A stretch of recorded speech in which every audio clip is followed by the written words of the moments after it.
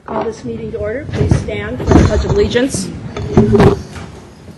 I pledge allegiance to the flag of the United States of America and to the republic for which it stands, one nation, under God, indivisible, with liberty and justice for all.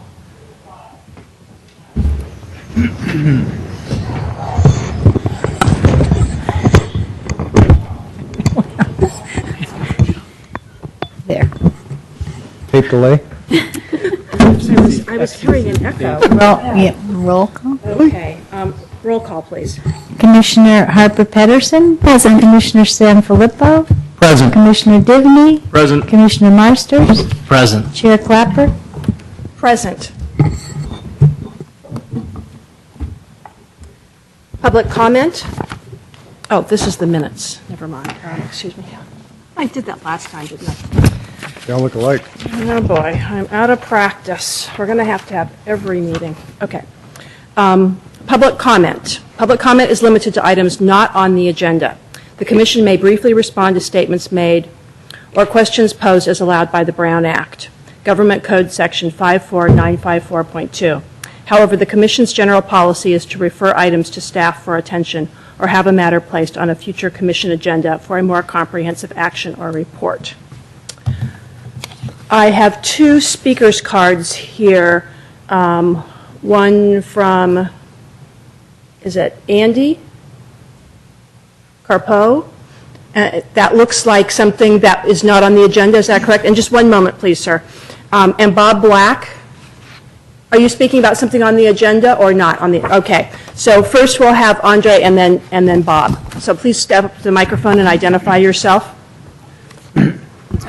I sent an email requesting a hearing device. Apparently, nobody took attention of it. My name is André Carpio. I have a grievance against the city of San Carlo for the theft of my solar car. This may have anything to do with planning commissioner, but I can see that none of the city commissioner are aware of the theft of my solar car. That is a gross misconduct by the police of San Carlo. The police of San Carlo doesn't exist anymore, but the city council is ultimately responsible for the conduct of its department. And in this case, they did not take action. As a result, my solar car has been stolen since 2004, and I'm still looking for. And the city of San Carlo is neglecting, not only neglecting, is preventing me from exposing the truth about it. How many of you know about the theft of my solar car? None of you. So this is something that is unforgivable. You just cannot function like that because most of the city commissioners are in a position of being a stepping stone to be city council. And you should know what's going on at the level of city council. Thank you very much. Thank you for your comments. Bob Black, please. Good afternoon, Commissioners. I'm Bob Black, San Carlos, and this is more of an invitation than a comment. I want to invite all of you to the library Sunday afternoon, sometime around 5 o'clock to 7 o'clock.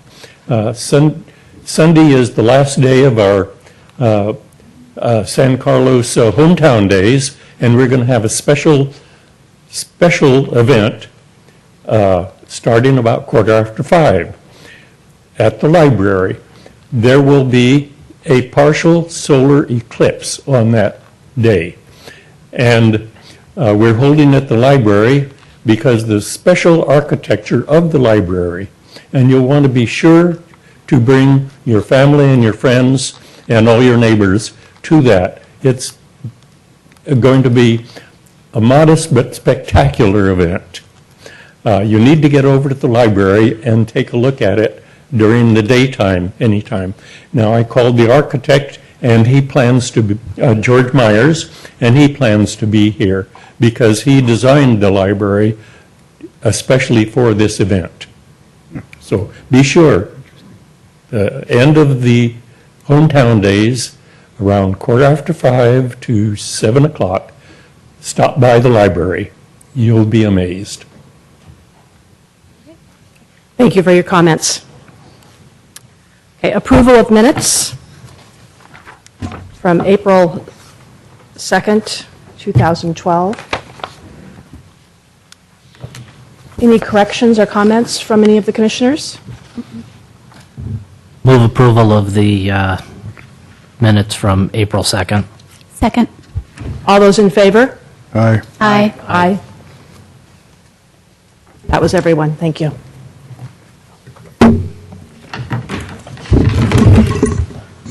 Put those minutes aside so I don't try to use those as the agenda anymore. Okay, new business.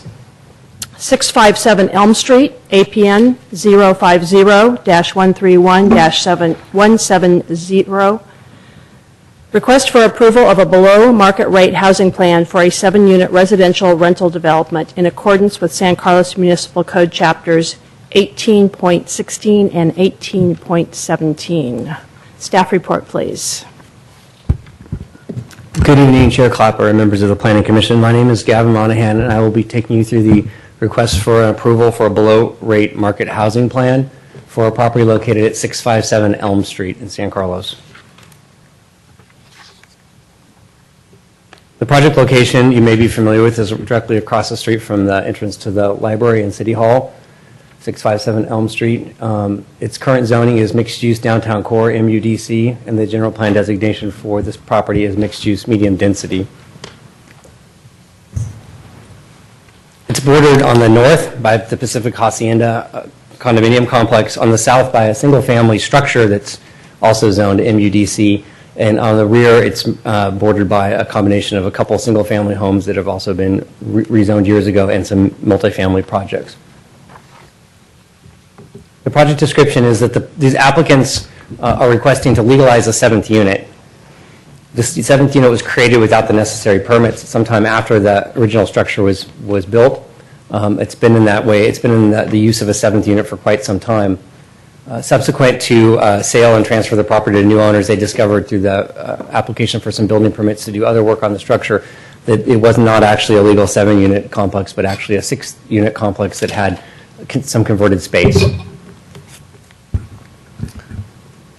So in accordance with the city's affordable housing programs and initiatives, they can designate one of the rental units or the 7th unit as a very low market rate unit in lieu of paying the impact fee. This is a voluntary option by the applicants.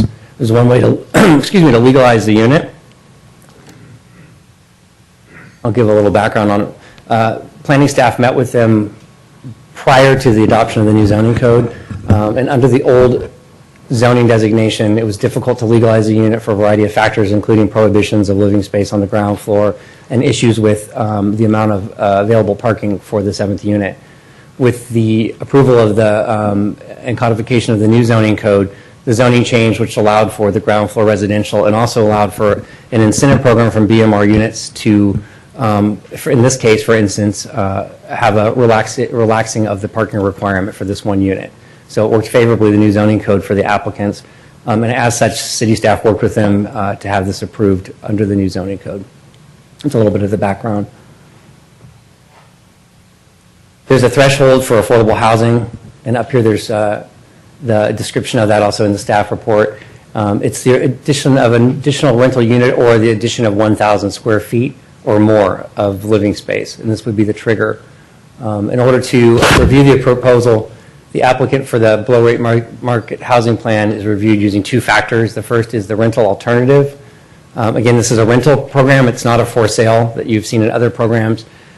So the appropriateness of limiting the rental unit to a very low housing designation through rental is appropriate.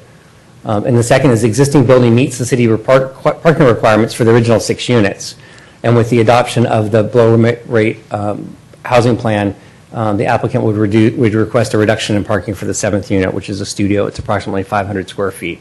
And it is occupied, and as I understand, it was converted possibly decades ago. On a site inspection of the building, they have 7 mailbox slots and 7 front doors, and they're all of the same vintage. And So it looks like it was something that was intended to do early on, possibly caretakers' quarters or whatnot, but quite a few years ago. So the new owners are working with the city to legalize it. There are two procedures that must be met under our municipal code. So approval of below market rate housing plan and recordation of the approved below market rate housing agreement prior to recordation of any final or parcel map, or if no final map is required prior to the issuance of any building permit. So in this case, since it's an as-built structure, we will require that all of the requirements of the BMR plan be completed prior to issuance of a final certificate of occupancy through the building department. And B, the below rate market housing plan, the decision-making body for this proposal, in this case, the Planning Commission, shall approve, conditionally approve, or reject the below rate market housing plan that's presented. There are two required findings.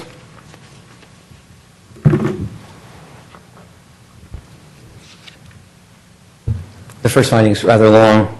The purpose of the chapter would be better served by implementation of the proposed alternative, and that the proposal meets the greatest community needs at the time the alternative is reviewed. One of the factors determining whether the purposes of this chapter would be better served under the proposed alternative, the decision-making body could consider whether implementation of an alternative would overly concentrate below market rate units within a specific area. If so, shall reject the alternative unless the concentration of below market rate units is offset by other identified benefits that flow from the implementation of the alternative. The basis for finding is the proposal to legalize an existing unit meets the greatest community need by providing additional affordable housing to a targeted income level, which also helps the city meet its targeted need as demonstrated in the housing element of the general plan. The city gains an additional housing unit, which is a benefit to us. It's also located within the city's transit-oriented development corridor, which is a benefit for reduction of auto trips. And it also meets general plan policies LU 1.3 and LU 1.6. The second finding is not met because it's not applicable to a rental unit.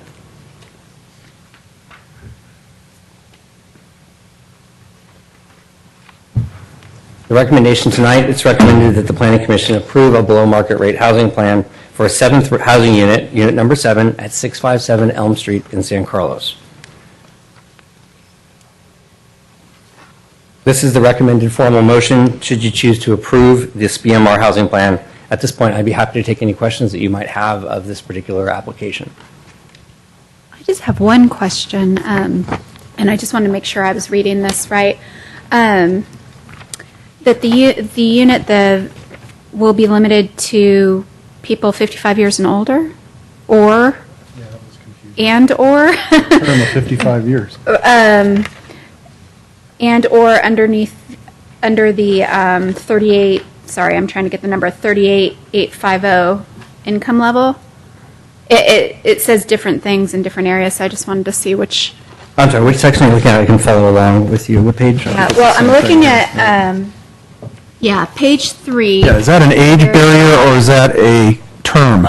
It's a term. That's what. Yeah. That's what my And question so is. Same there question. are, not to digress too much from the application in front of you, but there were some other options for the applicants. They could have, this was a voluntary program. Okay.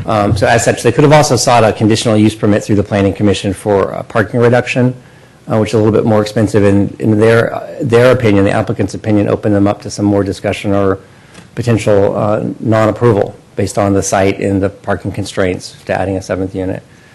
So there were some other options for them to explore, as well as voluntarily doing this, but this is the direction that they chose. We did ask our council, they could seek to reverse the 55-year period and go a different route by coming back to the Planning Commission with a new plan, potentially paying the in lieu fee. So, but this is the direction that they've requested. Thank you.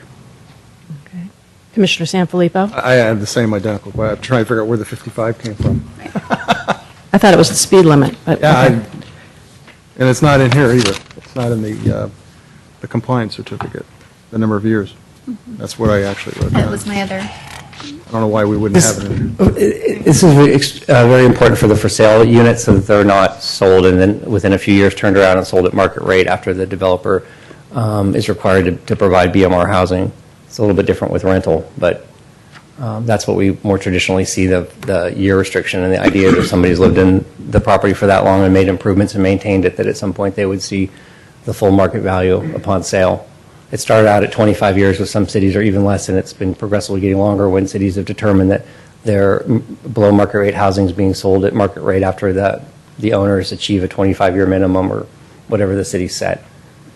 So in the last 15 or 20 years, you've seen the years go up, which helps protect some of the lower, or the more affordable housing stock. The only question I have is it's not in the compliance certificate. That's all. I believe it's incorporated by reference. Is that the housing plan? Is that Yes, where it's and incorporated? Okay. It that's- incorporates quite a lot of specifics in that. There's a whole section of the code that's referenced, and then, and by reference would have to be completed to the satisfaction of the city staff and our council and the building department before the final certificate of occupancy would be issued for the building, for the additional unit. Commissioner Givney? Nothing.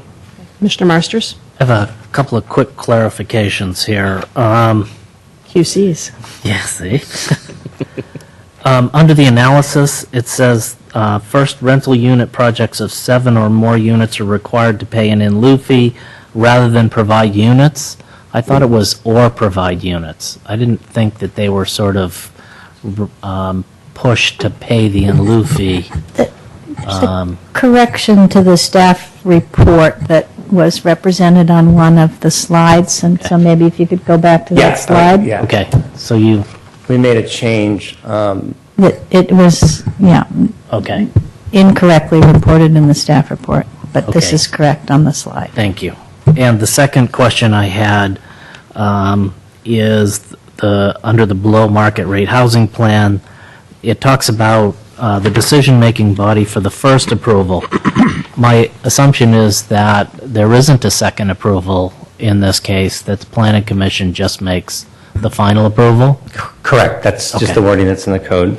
Great, okay, thank you. Okay. My question is, just to remind me, back when we put together the changes in the ordinance, what is the source of the tenants for these below market rate units? How is that managed? For the units that we control, people call up and get added to wait lists. We typically have for sale units that we deal with. We don't have as many rental units. In this case, it's occupied by an individual that would qualify for this threshold. So the owners of the property will be required to maintain records to show that it's being rented or leased to a person that meets that income qualification. So how is, That's a yearly There's an requirement. annual reporting requirement also. reading my mind now. Thank you. Okay, so it is something that the city requests the information then from this Yes. unit or any other similar unit in the Yes. city? Yes. Okay. Right, thank you. I have, any other questions or comments from, okay. Is there anyone here that would like to, in the audience, that would like to make a public comment regarding this particular project? Seeing none, then, unless there's any other discussion points, could I ask for a motion, please? Okay, I'll go ahead. I move that the Planning Commission approve the request of Egan Heard Properties LLC for a below-market rate housing plan for a 7th rental unit, unit number 7, at 657 Elm Street, San Carlos, based on the findings and for the reasons incorporated in the staff report. Second. All those in favor? Aye. Aye. It was passed by everyone. Just want to make sure there weren't any quiet voices. Okay. The second item under new business, 3 Circle Star Way, APN 046-240-150, review of 4 signs, 2 are freeway-oriented, totaling 319 square feet in area for extended stay America hotels. Staff report, please. So Gavin, you pulled all the early ones, huh?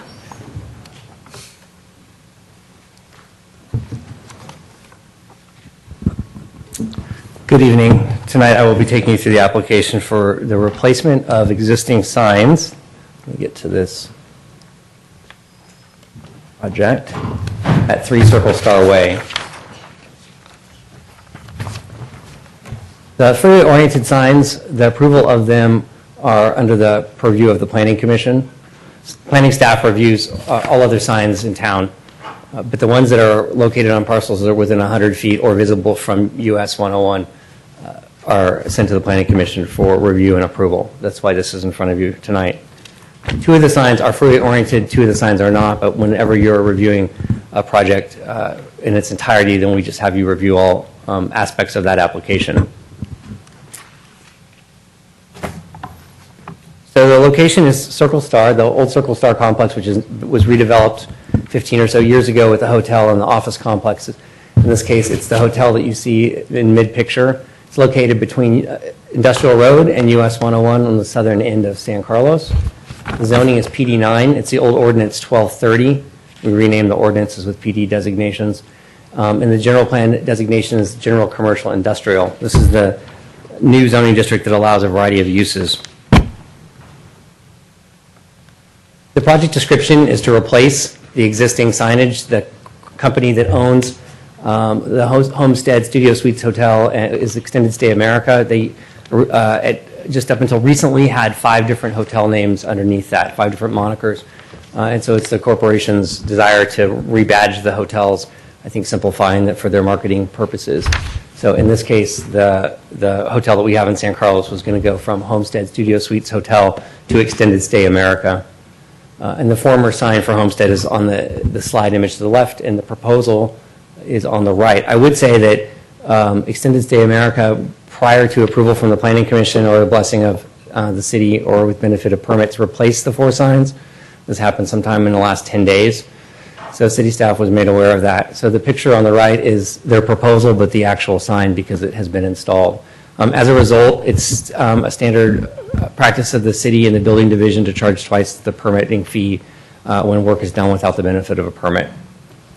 City staff actually worked with the applicants to come up with the signs that you'll see in the next slide with cutout letters and a nice high quality replacement for what was already there.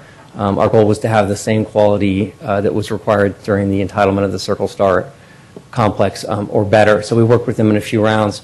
The company had a marketing plan that was underway, and I think a kickoff and launching for the new signage that was has previously passed. We did offer them the option to have temporary banners, and in this case, I think we would have allowed them to put the signs up under a temporary banner permit. We don't define banner, but they did not accept that offer, and instead they replaced the signs. So it happens, and how we handle that is just charging twice the fees in the building division to address that. The wall-mounted signs, the existing Homestead is on the left. That's the one that you would see from the freeway above the office. The one on the right is the replacement sign, again, taken last Wednesday. There's 2 of these signs. One of them basically faces Industrial Road. This one faces the front as you drive up over this portico. And also it can be seen from US 101. So this is one of the signs that's under your purview, as is the freeway-oriented sign on the pole.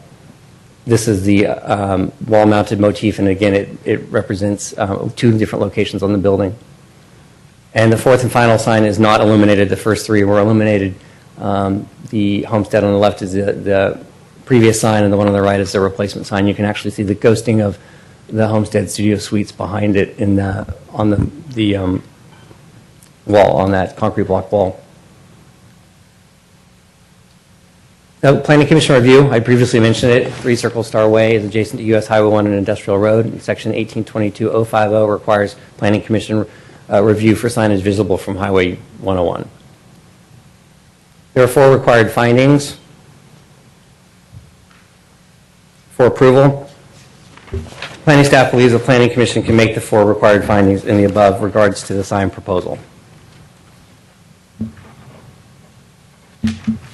The recommendation of planning staff is for approval, subject to any questions that you have, and I'm happy to answer those. I'm going to put the final slide up, which is the formal motion should you decide to vote favorably for this project tonight. And I'm available to answer any question. Also, the applicant is here. I think it may be other representation from Extended Stay America. Okay. Commissioner Sanfilippo? I have no comments. Fine. Commissioner Harper Pedersen? Just one question. Have there been any problems with the previous signs as far as light spillover? I'm not aware of any. We went through the file, both the previous file and also our online tracking software to research the project, and I didn't see any reference to it. I think by the color of the signs, the nature of the color of the background of the plastic helps keep them from being so bright. You see the yellows and oranges and whites tend to be quite bright, and the browns and greens and some of those earth colors are a little bit less likely to be bright. But no, to answer your question, no complaints. Okay, thank you. Commissioner Dibney? Nothing? No. Commissioner Marsters? Nothing. No. So the signs meet all current standards? Yes, And- they do. And the permit fees have been paid or will be paid No, upon approval? they'll be paid when they approach the building department for permits. So they'll need an electrical permit. They actually don't need permits for things like the little low wall-mounted sign.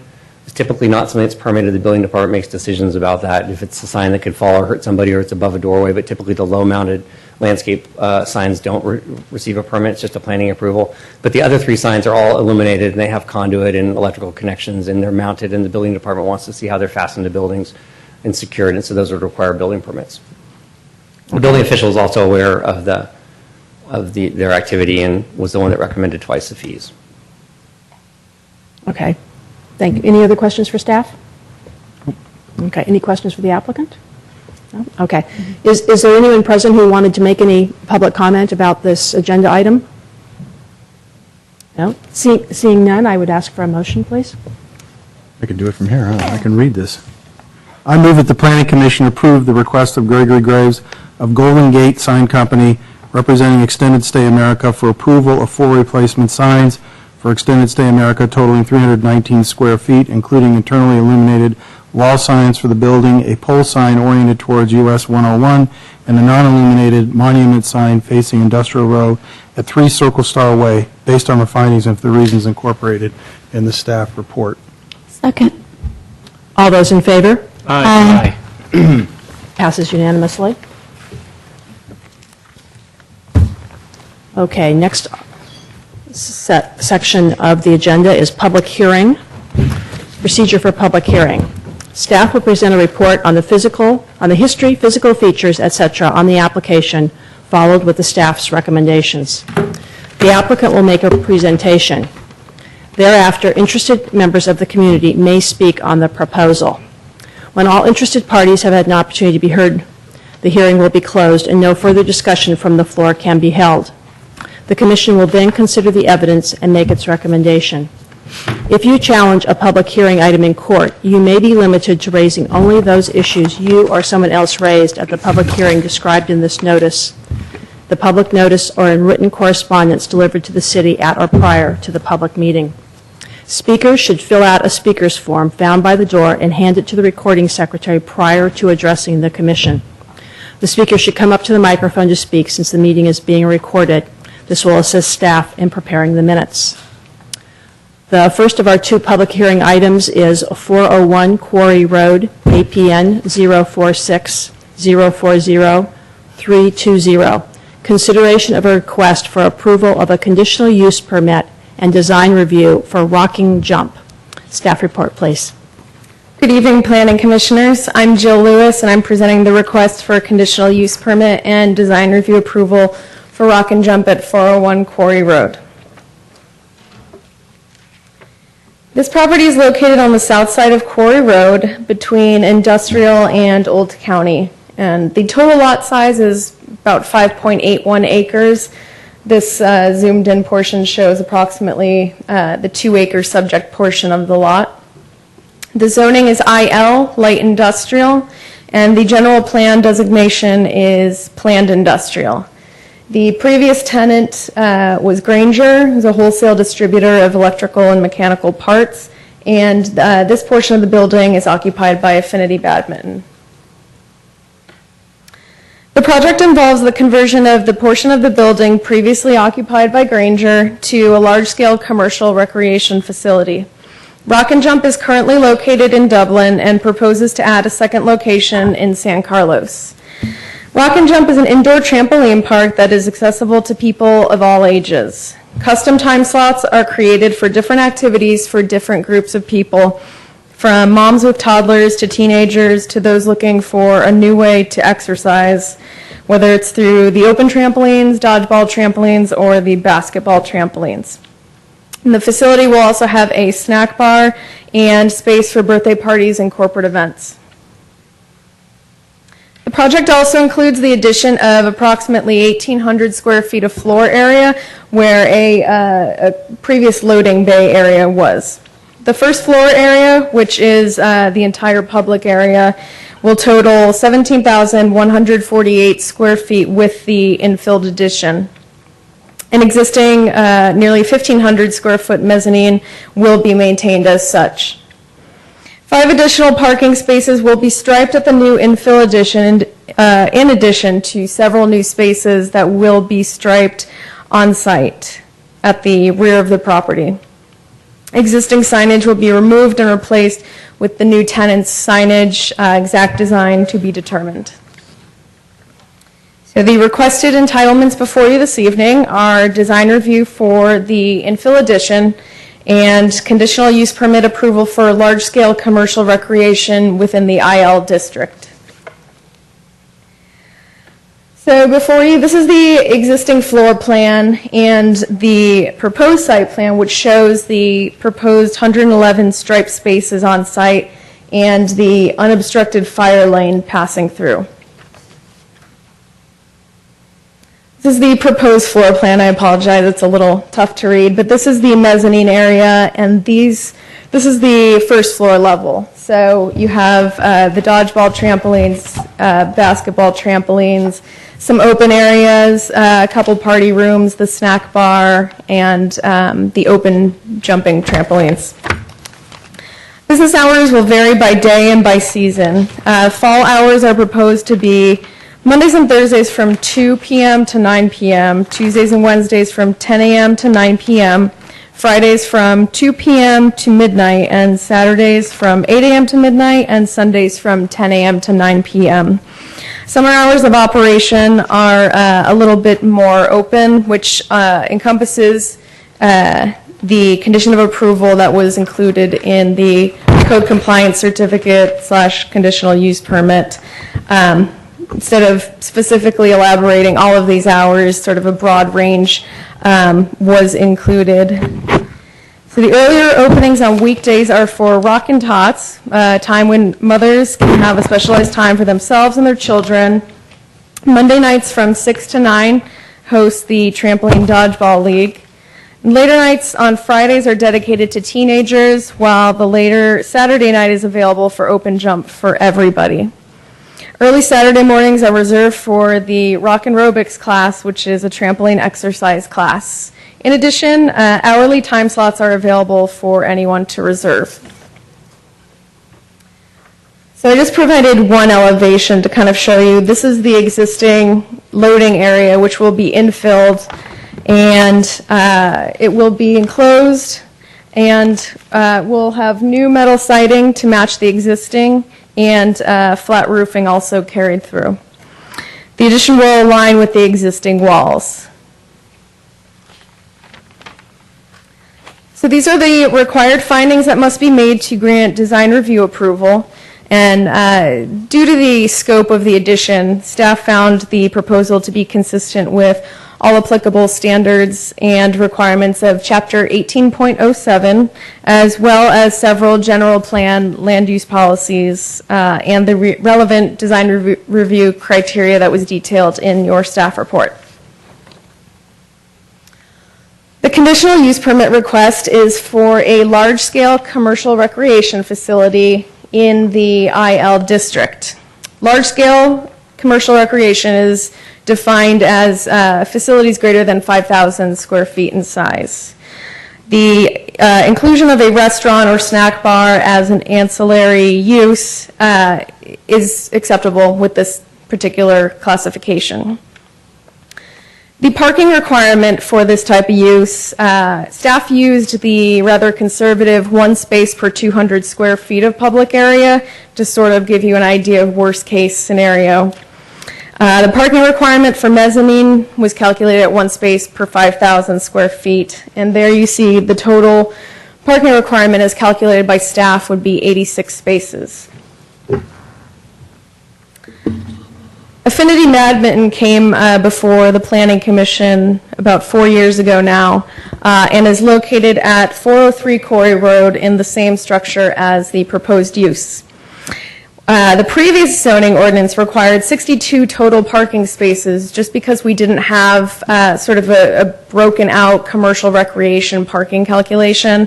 So again, that very conservative 1 space per 200 was used for that use. It's worthwhile to note that the post-December 28, 2011 and current zoning ordinance would only have required 23 spaces based on calculations of number of people per court in addition to accessory area. So the Rock and Jump requirement of 86 spaces plus Affinity's 23 required spaces would equal 109 required spaces to serve both tenants, and the applicant tonight has indicated that 111 total will be striped. The applicant notes that their existing Dublin facility has 72 parking spaces to serve a facility that is 10% larger in size than this subject proposal. Also based on Rock and Jump's Dublin location, this location would be expected to average about 40 to 50 customers per hour. And as would be expected, the peak demand occurs on weekends when there would be up to 15 employees working in one shift with 3 shifts a day, and a maximum of 130 jumpers at any given time. I have a recommended change to condition number 13. So there's a strike through in all, and the addition of within the structure at 401 and 403 Quarry Road to follow. This change has been proposed due to additional information presented to staff following publication of the staff report. Since the required parking is accommodated entirely adjacent to the 401, 403 Quarry Road structure, there's no need to have the condition apply to the entire 5.81 acre site.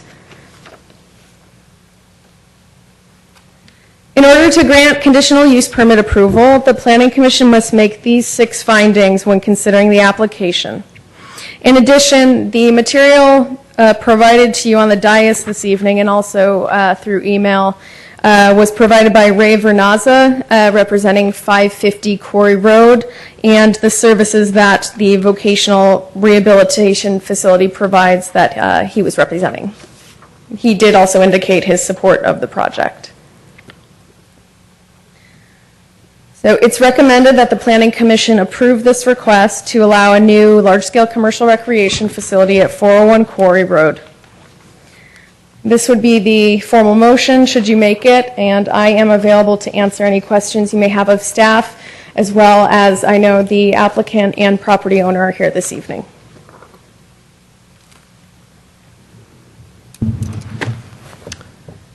Commissioner Sanfilippo? I have no questions. Okay.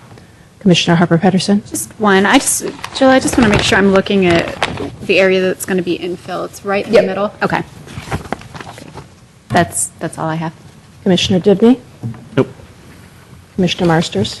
The only thing I would like to see is actually a different wording for the hours of operation. Because the hours are going to change, let's just simplify it and say that the hours of operation are going to be between 8 a.m. and midnight. I mean, it's going to change in the winter, it's going to change in the summer, you know. I just think if we give them that flexibility, to me, it simplifies the hours, and then they're not held to, this has to be this day, this has to be, you know.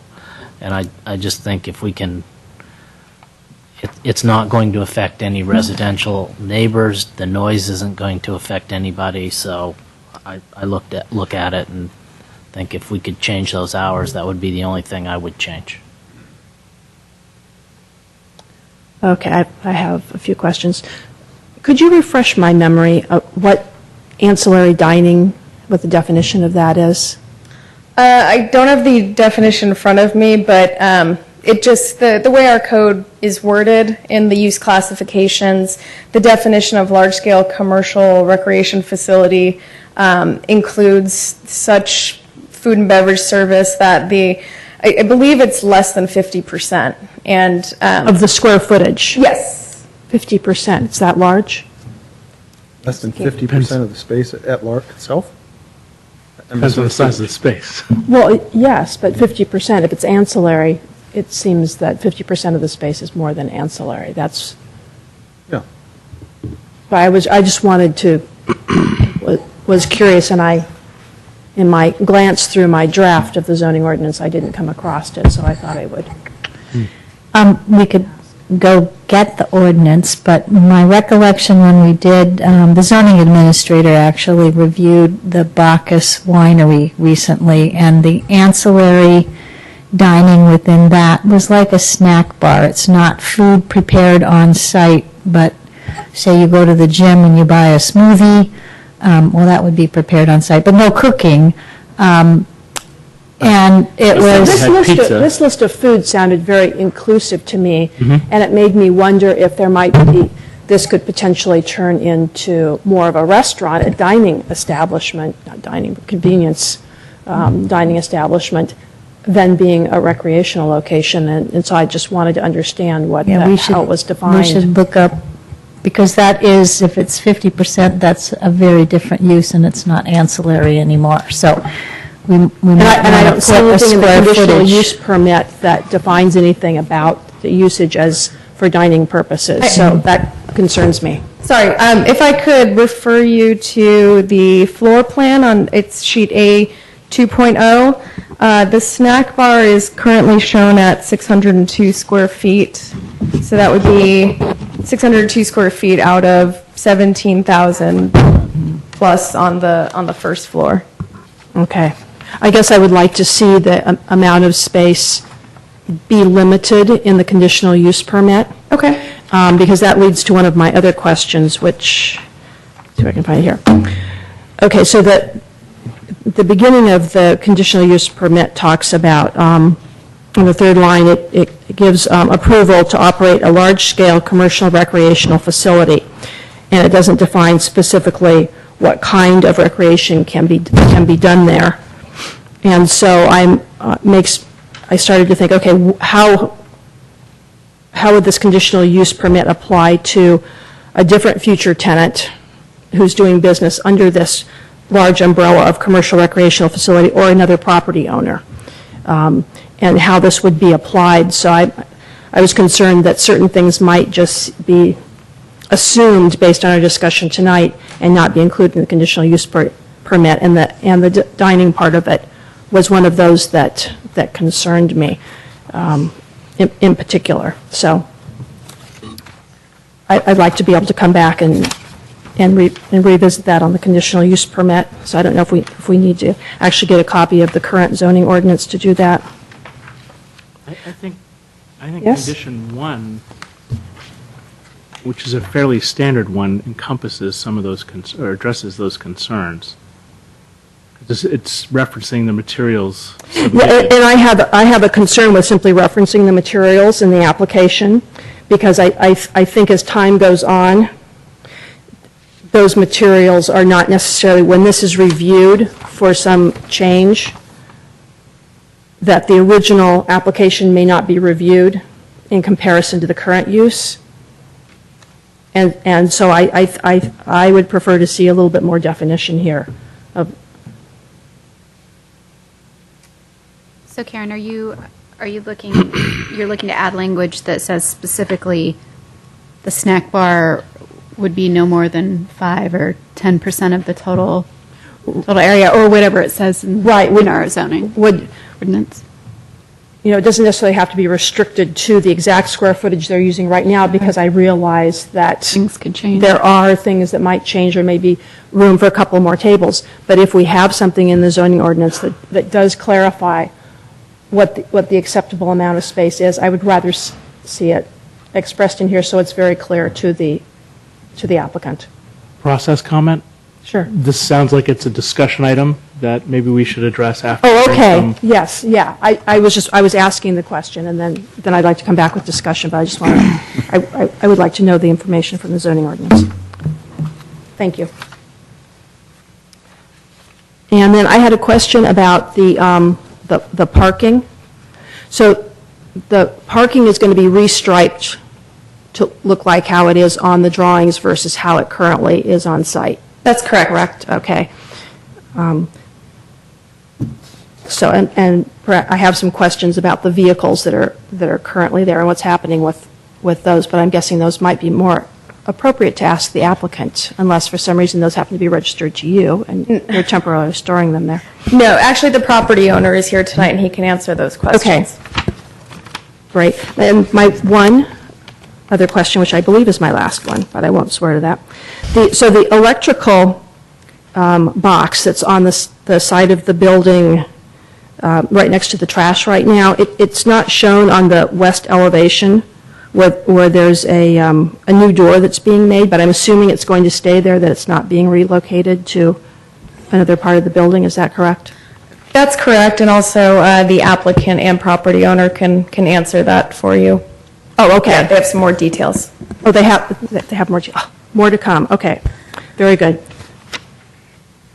Okay, thank you. Okay, is the applicant here to make their presentation? Want me to go get it? Have to make one. No, they don't have to, but I have some questions, apparently, Maybe we can ask that, them some questions. Mhm.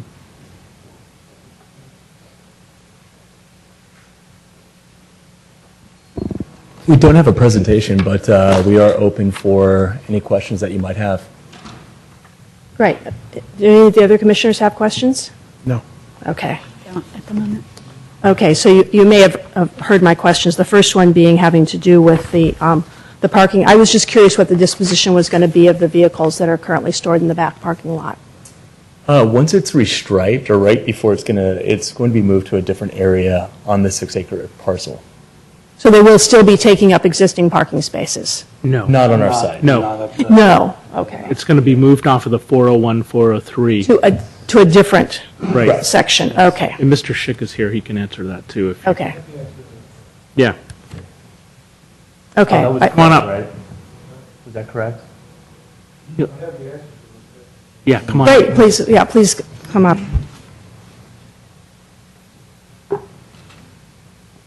Property was Oh, please wait to speak till you come up to the microphone, please.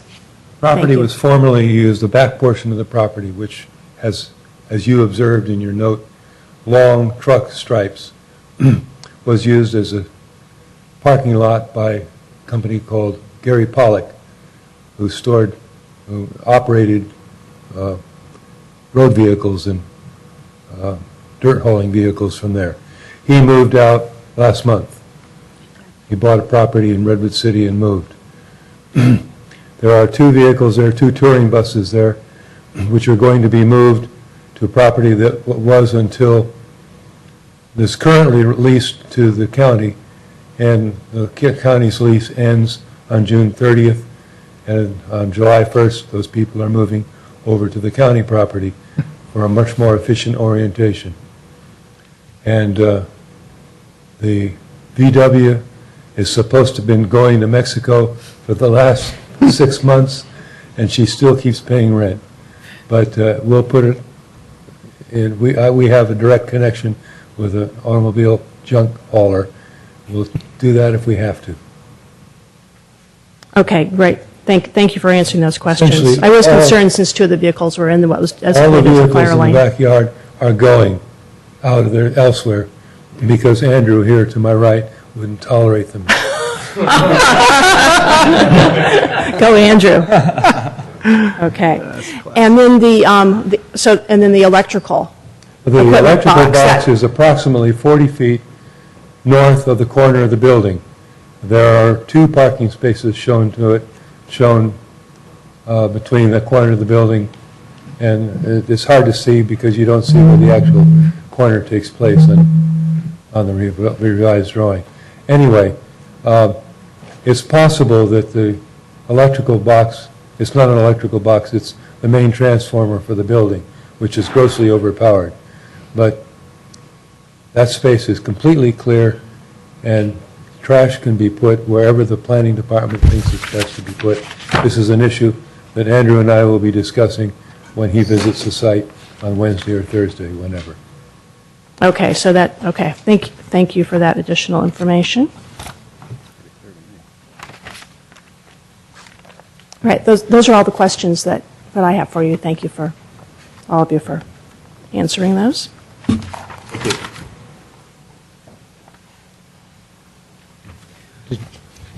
Yes? You should probably wait for them to sit down, but you didn't want to ask them any other questions regarding their plans for the snack shack? No. Okay. No, I want to know what our ordinance says. What our ordinance is. Okay. And then they can do whatever they want within those parameters. I don't need to know those details.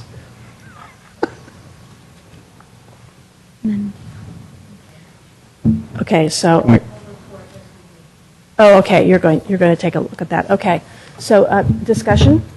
Do we have to close the public hearing? Oh, public, thank you for keeping me on course. Okay. Yes, is there anyone here who had any public comment? I don't have any comment cards regarding this project, but if anyone, is anyone here to speak? No? Okay, seeing that no one is here. Move to close. Second. All those in favor? Aye. Aye. Okay, public comment is closed. Okay, discussion. Okay, Commissioner Sanfilippo? I kind of want to tail back to your comment about what you want to put in the conditional use permit, because I think it's actually a good comment as far as the square footage limitation. I don't have a solution for it, No, but but I mean, that's what I would like to work on. I would agree and- with that, and I would also agree with Scott's changing the hours, just be done with it. Yeah. Oh, yeah, okay. Good, okay. Commissioner Harper Pedersen? I don't have any additional comments, except that I also agree on specifying or limiting the restaurant area in the CUP. Commissioner Givney? The hours, I'm fine with that. That's not a problem. It's nice and broad. I have less a concern with the lack of specificity on condition 1 than you do, and I'll wait to hear what the staff has to say on. So are you adverse to additional specificity, or you're just fine with it the way it is? Let's see. You'll see, you're reserving, okay. The tension, waiting to hear, okay. Incredible. Yes, all right. Commissioner Marsters?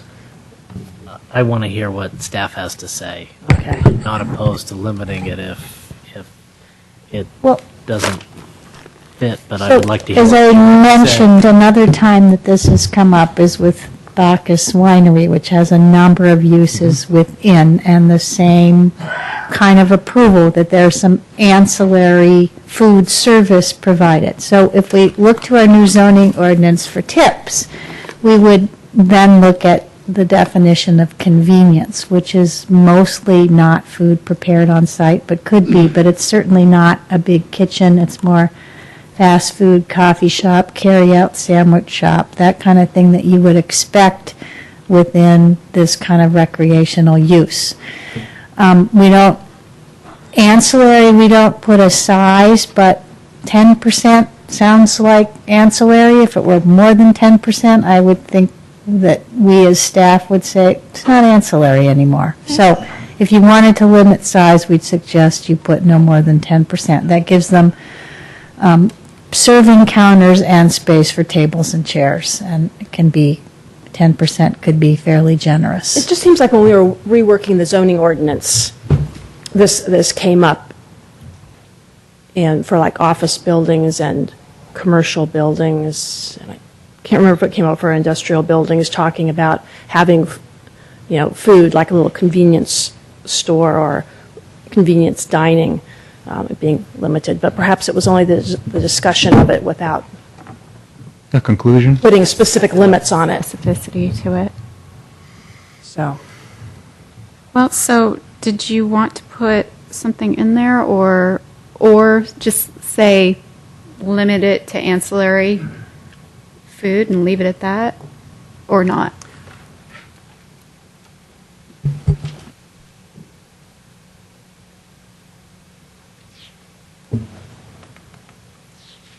I guess I'm uncomfortable with that, and I wish there was a limit that had a particular little Right. place that we could nail it back to with a nice little, multi-digit code number and everything. But in lieu of that, then I would like to use something similar to the 10%. 10%. And so what do the rest of you think? I'd be okay with that. I'm fine with that. Yeah. Okay? To quote or paraphrase a recent prominent politician, it depends on what it is. Are you saying it's the food prep area, or are you saying it's the snack shack plus the party rooms, because that's where the food is going to be served? What's the scope of your Well, intent? I think it's all of that. Oh. Well, the now you're party changing. areas, yeah, So, now that see? changes Now you're it. changing. What is it? Because party area, now you're expanding it, and that's space for a restaurant operation. Right, but a lot of well, recreational facilities that I'm familiar with, people will bring in cakes to party rooms Exactly. or things like that, and the party rooms can be quite large. You're going to eat into that 10%. And you would technically eat there, but it wouldn't really operate as a restaurant or bar per se.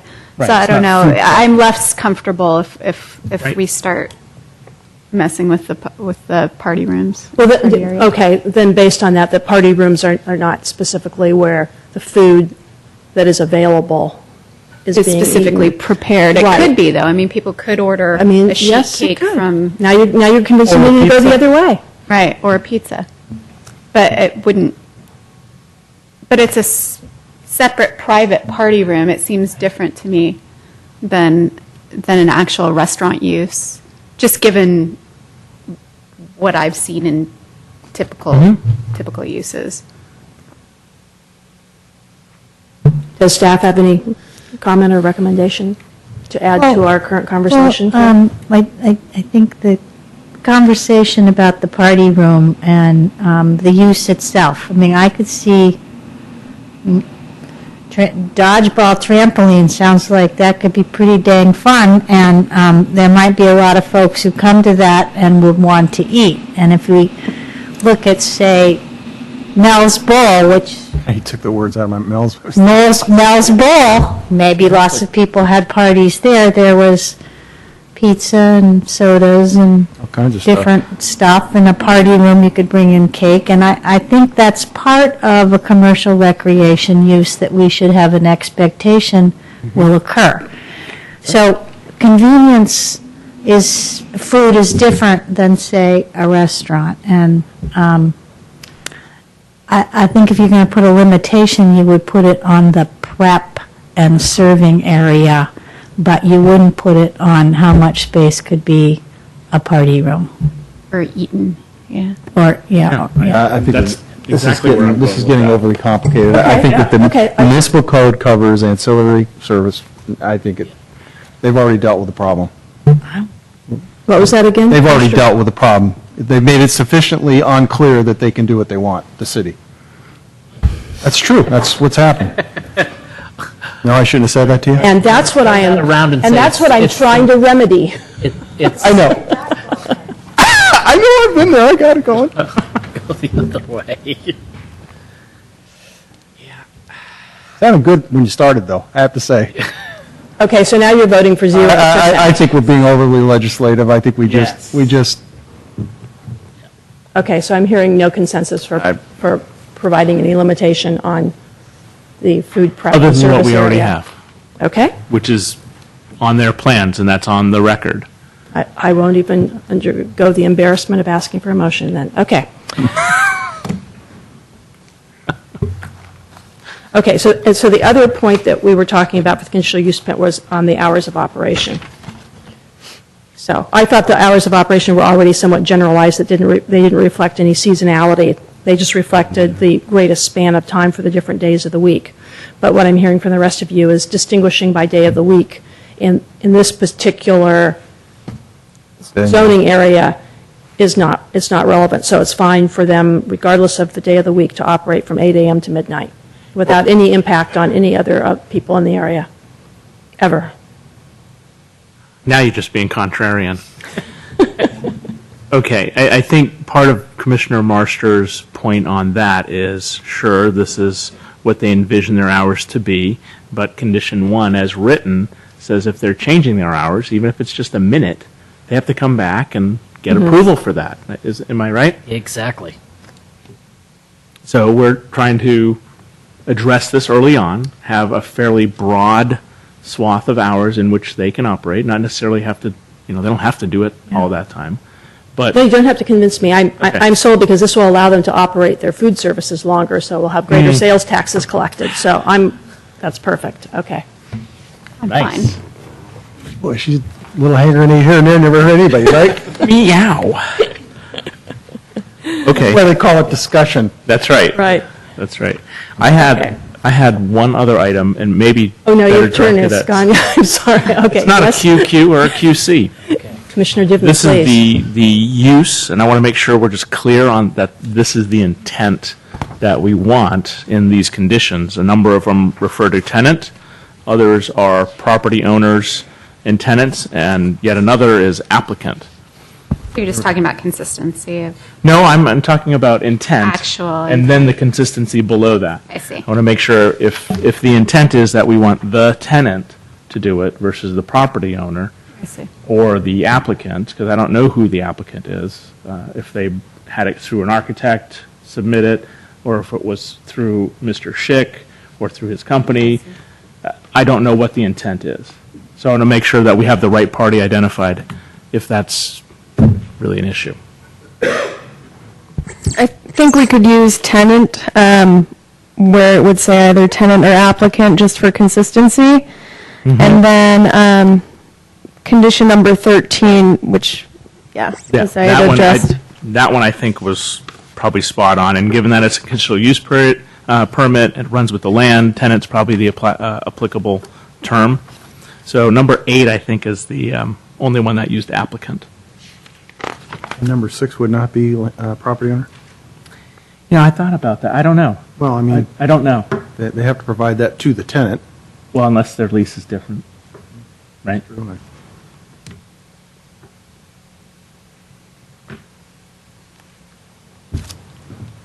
So, I mean, if staff had a recommendation on that, then let's hear it. You think they're dead?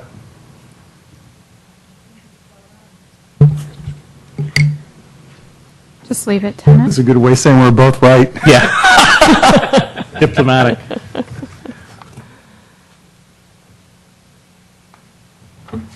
Okay, so everything should be changed to tenant with the exception of number 13. Any rough, 13's fine. okay. 13's fine with the So anywhere else where it says applicant would be changed to tenant. Except 8. Except for? Except for what, 13? 8. 8, you suggested it stay applicant. No, No, Okay, that tenant. was 180 from that. Okay. That's okay. Steve made me say that. Thank you. Okay, any other points of discussion? Okay, Just want another bite of the apple on food use, so to speak. okay, so Commissioner Divney, since your change was the one that was selected in our random drawing of changes, would you like to make the motion? Well, Mr. Marsters also had a change. Oh, yes, oh, okay. Okay, Commissioner Marsters, you get to make the I can motion, read it. I'll make the motion. because yours was the first idea to be changed. Thank you. I move that the Planning Commission approve the request for design review approval and conditional use permit approval to allow a large-scale commercial recreation facility at 401 Quarry Road, APN 046-040-320, based on the findings and for the reasons incorporated in the staff report, with the recommended change to condition number 13 as discussed, with the additional changes of condition number 12 reads, hours of operation shall be between 8 a.m. and midnight, and with the condition that we use tenant throughout the conditional use permit, except in condition number 13. Second. Okay, all those in favor? Aye. Okay, that passed unanimously. Okay, we shall now move on to the second, 10-day right of oh, there's a 10-day right of appeal. Oh, the other two, since they weren't public hearings, don't get 10-day right of appeals, right? Right. almost to the end of my term, and I'm finally figuring this all out. And welcome to San Carlos. Thank you.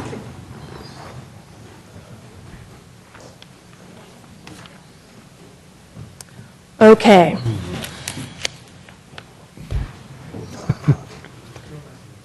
Second item for a public hearing.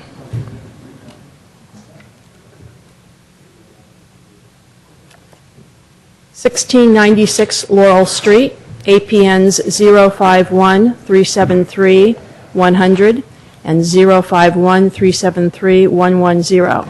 Consideration of a request for approval of a conditional use permit and design review for Salt Box.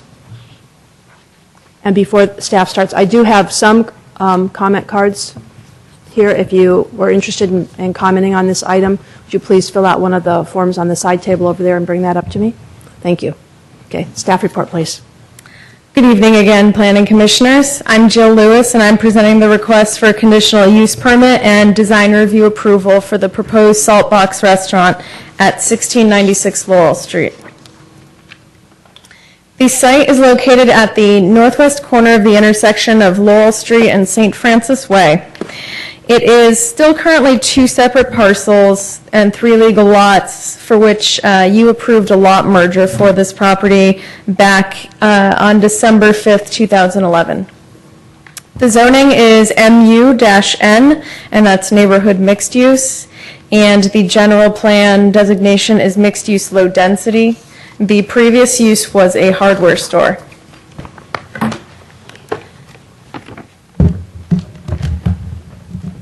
So the project description is that this is a conversion of the previous hardware store tenant to a restaurant, which is convenience by day and full service by night. Hours of operation are 7 days per week from 7 a.m. to 10 p.m. 10 employees total with staggered shifts, 8 on-site parking spaces in addition to bicycle parking for 8. It also includes a facade change, landscaping, outdoor dining, and a 152 square foot garden room addition. So these are the requested entitlements. It's design review approval for the facade change and for the outdoor dining, and conditional use permit approval for a restaurant in the MUN neighborhood mixed use district. So this is the site plan and floor plan. You'll note that there are 6 60-degree angle spaces going one way into the site and exiting out through the alley. There's 2 spaces to the rear of the restaurant. Trash and recycling enclosures here. This is the kitchen and the serving area and deli. And there is outdoor dining immediately under the overhang here, and then this is within the public right-of-way, and then on-site on private property over here. The applicant has also provided bicycle parking for 8, which was not a requirement for this project in this zoning district.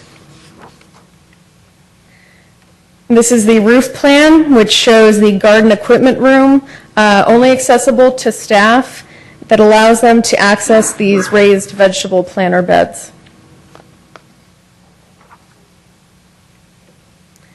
These are the elevations, and I'll let the architect get into more detail with this. I think he's better equipped to describe the design. And this is the proposed signage, details to be worked out, but this is sort of a general representation of what it would look like. There'd be 1 or 2 projecting signs, and also the burnt sign logo on the barn door.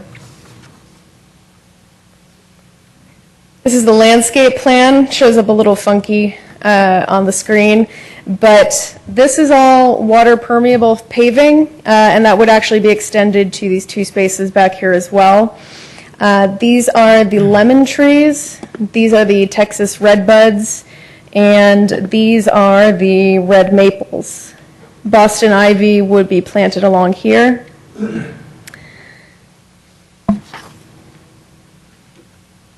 So these are the required findings that must be made to grant design review approval. And again, you're being asked to consider the outdoor dining and facade change, which the architect will describe in more detail. The conditional use permit request for a restaurant in the MUN district per section 18.05.020 of the zoning ordinance. A restaurant, whether convenience or full service, would require review and approval of a conditional use permit by the Planning Commission. It should be noted that in this particular district, prior to our new zoning ordinance becoming effective, restaurants were an outright permitted use, but we recognize that that side of Laurel being adjacent to single-family residential, that perhaps there was additional consideration that needed to be made. The required parking for a restaurant in the MUN district is one space per 250 square feet, which is a special reduction that is allowed by right in the MUN district for a few uses, restaurant being one and office and retail being another. It's recognized that the mixed-use districts are likely closer to transit and allow for a more easily pedestrian and bicycle-friendly environment. So this is not the same parking requirement that you would find in a standard commercial district or industrial district. The total building square footage is 1,975 square feet, and that includes that garden room above the existing structure. This leads to 8 required parking spaces on site, which the applicant has provided, in addition to the bicycle parking for up to 8 bicycles that I mentioned earlier. Before you, also emailed to your city email accounts and on the dais in front of you tonight are 8 pieces of correspondence in total regarding this project. They elaborate upon concerns with parking, traffic generation, noise, rodents, and encroaching on the public sidewalk. Just because this was one of the issues raised a couple of times, there was a new 2-hour parking zone adopted by City Council. Second reading was April 9th of 2012, and the recommended change by the Transportation and Circulation Commission was that, let's see, the new 2-hour limit that you can see on there, so right there, that be in place in addition to another 2-hour restricted time limit here, but the City Council chose not to go with the one 100 feet west of El Camino. And there are no parking restrictions on St. Francis between Walnut Street and Laurel Street.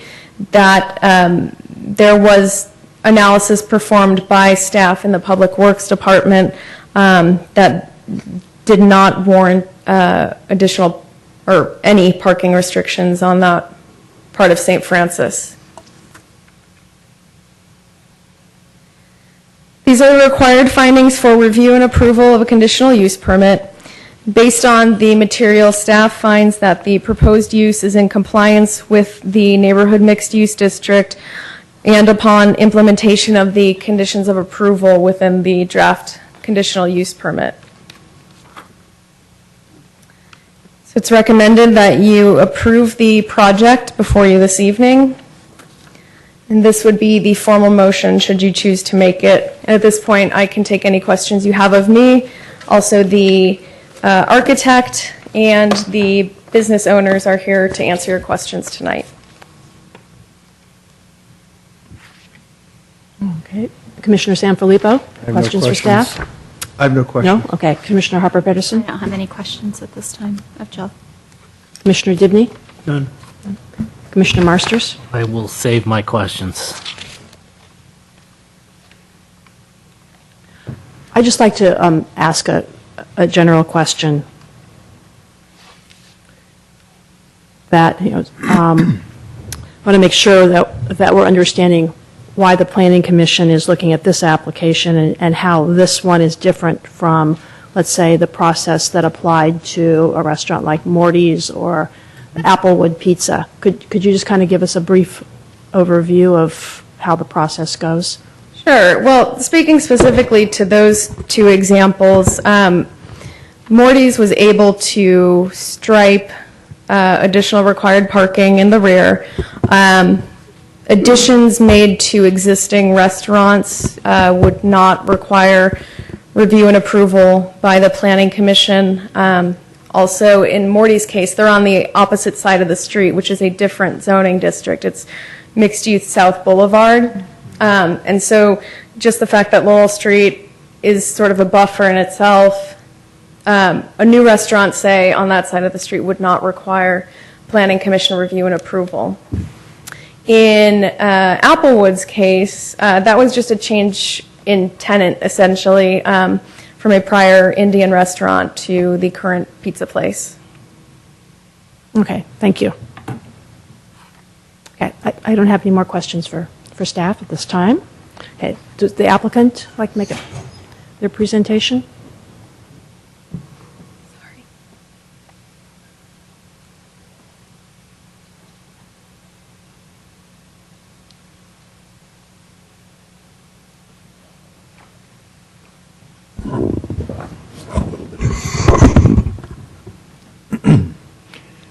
Chair Clapper and members of the Commission, my name is Bill Glass. Pleased to be here representing the Saltbox Project. If you'll indulge me, I'm going to put this right here because I've been fighting a cough for now 4 weeks, but it's hopefully I won't sputter at you if I can keep something warm here to wet my whistle periodically through the presentation. I want to say, first of all, that we're very excited to be doing this project. As architects, we often represent owners who are making decisions for hundreds of people. When you do a restaurant like this and the owners are the operators, it's like doing a residence. It's like figuring out where their toothbrush is going to go. Every little detail is important to them, and we're just enjoy working with people who are committed to the project, who are going to be living the project, and who are looking to bring something to the city of San Carlos that will be a real asset to the city. So before I start going into our presentation any further, I also want to say that as I go through it, there's nothing so formal about this that it requires to wait to the end of our presentation. If you have questions as I'm going through, please stop me, ask your questions, and we'll proceed. Just briefly, I don't want to talk about our team too much other than to say that we have an experienced team. Our firm has done restaurants in the past.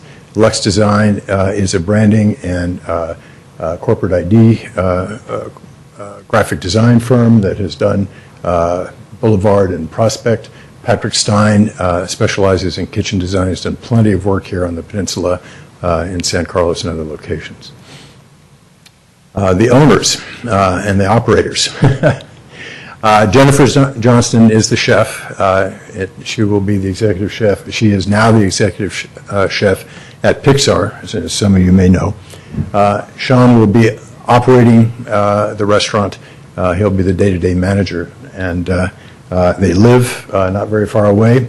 And they will, as Jennifer likes to say, she looks to retire to this location and work the pastry and run the restaurant. So this is not a long-distance operation. These are folks who are in the community and looking to make this part of their life. The notion of the restaurant came to them when they were on a vacation in Nantucket a number of years ago. They enjoyed a family-style restaurant there, and they're sort of saying to themselves, there's nothing like this where we are. This is ideal for the kind of thing that we want to do. Home-cooked food, fresh ingredients, locally grown, seasonal, that sort of market is something that works very well in the Bay Area and would certainly bring something to this location. So the idea is this is a neighborhood restaurant. It's not a destination restaurant. And will provide a place where folks living in the area can come have what the equivalent of a home-cooked meal, very limited menu. If they want to come in and take food home to their kids, if we've got 2 working professionals, they're exhausted at the end of the day, they pick up their kids at school, they don't have time to cook. This is not fast food. You're not going to come in and drive through, but you can come in, you can order something, take it home. If you don't want to eat there, you can perhaps over the internet send in an order and pick it up. The notion of the salt box itself came from, or the name salt box came from the New England and especially the Nantucket and Martha's Vineyard architecture, like the Coffin House on the left. The folks at Lux came up with this logo, which you'll see through the rest of the presentation. And this is the generator of the name, the Salt Box. What we're starting with here is certainly not a salt box, and we're not going to decorate it to look like a salt box. We're starting with, as an architect, a building that I would say has good bones. It's a very simple building. It's sort of 1940s iconic early deco type building, very simple. We're not intending to try to make it look like a New England salt box. But we are planning to clean it up. Right now there are wainscots under the windows that we're planning to take away. We're trying to clean up the exterior by taking some of the window openings all the way down to grade, opening them up with doors to the front and the back. We will be taking away the aluminum sash and we'll be replacing it with wood sash. We hope to be able to afford nano wall to completely open the walls up. We may end up with conventional wooden glass doors, but that's the intent, and you've seen that in the drawings. If I can go back here, just. Let's see here.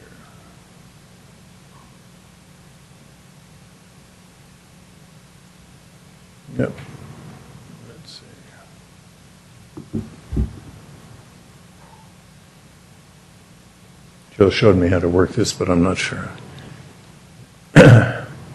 Used to Macs and not Windows machines. As you can see on the floor plan, which you've seen previously as well, roughly half of the floor space of the restaurant will be given over to the kitchen operation. So we've got room inside for about 36 seats, including the servery.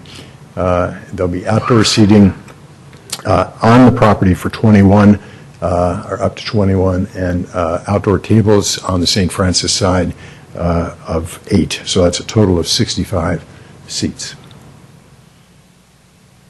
And just to mention, the exterior seating is not going to be protected. It'll be, we'll have trellises over the exterior seating on the property on the street side. It will be under the projecting eave, but there'll be no enclosure so that on winter evenings, rainy evenings, and so forth, there's not going to be presumably people who are going to want to eat outdoors in those sorts of situations. So during the winter months when it gets cold, we don't expect to have outdoor seating. So during the spring and summer, we would expect that it would be used in good weather. You have a question? Sure. One of the questions I had was, so the tables in the outside patio, do those remain during the evening, or do you haul those in? They'll be hauled in. They'll be hauled in? Yeah. Okay. Yeah. After operating hours, there will be a crew that will clean up and bring all that stuff in. Bring all of that stuff in. How often do the tables turn? Would you have a projection of that? You're looking for 2 seatings per evening, yeah. That would be, the dinner hours, what time? Dinner hour would begin at 5, is that correct? Yeah. Mm-hmm. Yeah. So, just a couple of additional images. There's been some questions, and you may have your own questions about what's been called the sort of curious addition on the top. We are proposing to include on the roof raised planter beds for herbs and vegetables that can be grown in that location that need to be serviced. We need to have access to that. So we're taking a stair up there. There'll be a small room for maintenance equipment up there. The roof will not be available for patrons. There's no elevator access. It wouldn't meet code for accessibility or other purposes. It's for staff access only. There will be windows to the parking lot side and windows to St. Francis. There will be no windows to the neighbors to the west. The shape of that is derived from a number of different things, but with the stair going up, a curious sort of thing happens when you think about the stair. This is a section cut through it. If the rise and run of a stair is 7-inch rise and 11-inch run, that slope, if you turn it to the south and put solar panels on the roof, you get an ideal orientation for solar panels, and you also get a pop-up on the roof that reflects exactly the salt box form that we're trying to make the trademark, if you will, of the restaurant. There will be, you will hear, I'm sure when I get through speaking, a lot of comment about parking. We are not looking for any variances. We are providing the amount of parking that is asked for in the ordinance. We're doing it on site and still maintaining the outdoor seating. And we would request fair treatment with respect to what's being asked for and the fact that there is probably dissatisfaction with other restaurants in the neighborhood and the numbers of patrons they have, the amount of parking that they have relative to their space. We are meeting the requirement of the zoning. We would propose that we would incentivize, if you will, the employees to use public transit by offering to them a free Samtrans pass so that they're less likely to drive if they have that as part of their benefits package, which would presumably be non-taxable. So that would help Samtrans, help reduce the traffic load, and help the employees as well. The calculation for the number of parking spaces has already been described to you. We did look at a number of different options for traffic in and out of the site, and we felt that the options of trying to get the traffic through the site and out onto St. Francis through our site would provide 2 traffic entries within very close proximity to St. Francis, which would make it more problematic, not less. And we felt that, and we did go over these briefly with staff early on. So again, this is the planned layout, and I think there were some questions about landscaping that came by email earlier today, and the types of trees that we've selected. Again, trying to subtly reinforce this notion of a seasonal menu. The trees are deciduous. They look different in different types, different times of the year. The redbuds have bright spring red blooms. The maples have a nice fall color. It's hard to get trees in our microclimate that provide both fall color and a bright spring bloom, but we're trying to get a little bit of a mix of both. We like the notion that in the wintertime we have less foliage on the trees, so we get a little bit more light into the site. So with that, if there are any other questions, I'm happy to answer them. And as you go through the other questions or comments from the neighbors, also happy to answer those. There was concern also expressed in our meetings. We had 2 outreach meetings to the neighbors. In addition to concerns about traffic and parking, there's concern about rodents on the site. Nothing is worse for a restaurant than a rodent appearing anywhere near the restaurant. So believe me, we're aware of that issue, and in fact, it's less likely that there will be a rodent issue with a professionally run restaurant than there might be around a dumpster for an apartment house. because there's nothing that is going to guarantee that somebody taking something to an apartment house or professional office is going to make it all the way to the dumpster, or that the dumpster is necessarily going to be sealed properly. In this instance, believe me, everything will be sealed, locked, and will be attended to, washed, and so forth, so that we just don't have that issue. Also, when the site,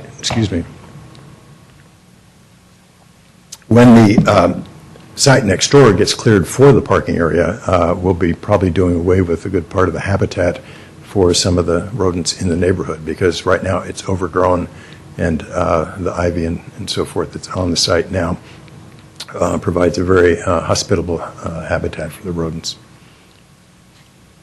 So again, any other questions? Happy to answer them. Commissioner Dibney, do you have any questions for the applicant? Actually, I did note one of the proposed conditions was condition 5G, that trough sink was not approved. So I wanted to know what the alternative was, and then from staff what. I'm sorry, that what was not approved? Trough sink. The trough sink. We will work with the building department to solve that issue as they see fit. The trough sink notion has been successful in a number of different restaurants. For our point of view, if we separate the sink from the water closets, it gets people out of the water closets more quickly. We understand there's an issue with regard to that availability of restrooms at some of the other operations in the neighborhood. We can, if a single trough sink doesn't satisfy the building department, we can go to multiple sinks, but we'd like to separate the operation. Thank you. This is for staff. Is that a building department or a planning? That was a building department comment, and we've just been, as a matter of practice, including all of the comments that the building department has provided us during their review of the project.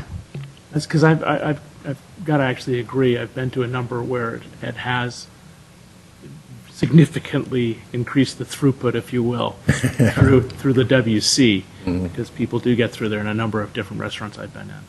So I was actually surprised to see that in there. I think there may have been a misunderstanding that we would have only one faucet with the trough sink, and that's not the intention. Yeah, it would be a discussion item. I just hate to see it get included without drilling down further. Commissioner Harper Pedersen. I actually have no questions for the applicant at this time. None for the applicant? No. Okay. And Commissioner Marsters? Questions for the applicant? Oh, let's see.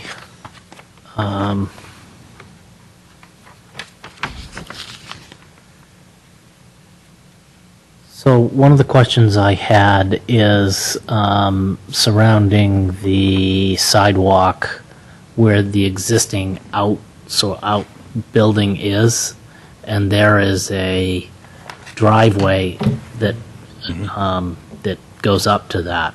Will that be removed and the curb restored so that creates an additional parking space? The curb would be restored. Yeah. Okay, so that is an additional parking space that is actually being created by taking care of that. We would want to maintain some amount probably of yellow striping at that end because the refuse trucks and recycle trucks are not, we're asked not to have them come down the alley. So we'll have to provide, staff will have to roll out the bins to the sidewalk when the trucks are there. And so there'll have to be a little bit of room to get them. Right. That shouldn't be a problem, and that's probably going to be done very late at night or very early in the morning, and so it's unlikely that there's going to be anything. It's not going to be too late at night or too early in the morning because we don't want the noise. That gets to my next point, is that I want to make sure that Recology is not picking up before, say, 6 a.m. in the morning, because that's been an issue in certain neighborhoods and businesses that back up to single-family homes. Sean actually met with Ecology to discuss issues of the bins and so forth, and I'm sure that. Okay, I just want to make sure that doesn't occur too early in the morning. I actually just met with her today, and she said that we could discuss scheduling and when it would suit. So I'm open for suggestions, obviously from you and also from her when we meet with her as to when it's best suited to do pickups. Not before 6 in the morning. And I will make sure that it's not. And then another question I had, based on the way the dumpsters are located in there with a car there, you can't actually get access to that if there's a car parked in there. So does that mean all the garbage will be collected inside and then moved outside in the evening after a car is moved from there? Right, we were asked by staff not to have the gates for the dumpsters open to the public side. Right. So they have to open inside. We would cone off that one parking place for whatever time we need to take the dumpsters out. That would presumably be very limited and be off-peak hours. Okay. But you're speaking of just I'm putting talking things about getting into the into the dumpsters. dumpster during working hours. The taking out of the trash to the dumpsters is an activity that is very carefully controlled by the restaurant. It doesn't happen just sort of whenever they want it to. It has to happen between shifts, and it has to happen in a way that's controlled. The exit to that will go from through the side door and not through the front doors. Okay. I really like your idea of providing Samtrans parking, Samtrans passes. The idea of encouraging employees to use bikes, finding alternative means of transportation, and potentially subsidizing that in some way or another is a great idea. Sean will be riding his bicycle to work every day. Good, good. The other question I have you looked at any type of, because I know parking will be a concern of the residents that are in that area. Have you looked at any type of parking sharing agreement of any sort? We haven't. We know that the office has an agreement with the Allstate site. We don't want to get into a bidding war with them, and we presumed that their agreement precludes another restaurant's use of that site. So we have not approached them. Okay. We're certainly not against that notion in any sense, but we haven't pursued it any further yet. You might want to think about something that some of the other businesses down the street that might have available parking after hours or something like that. Just something to think about, especially in the evening when the residents are coming home and trying to park near their houses.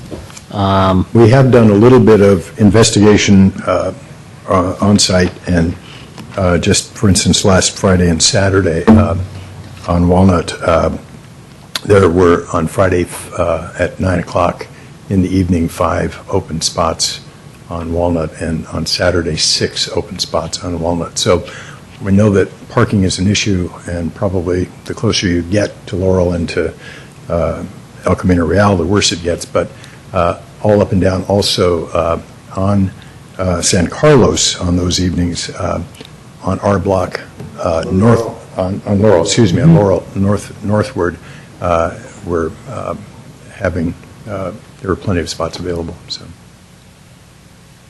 that's it for now. Thank you. Commissioner Sanfilippo.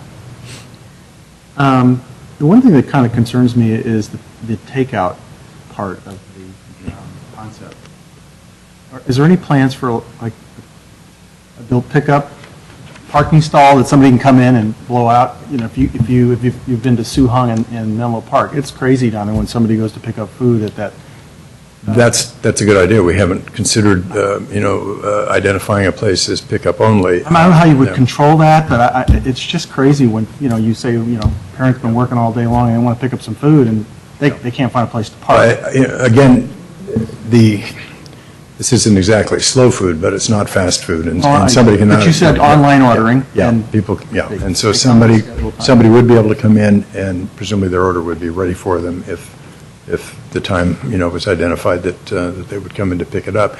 So there's no reason that we can't identify,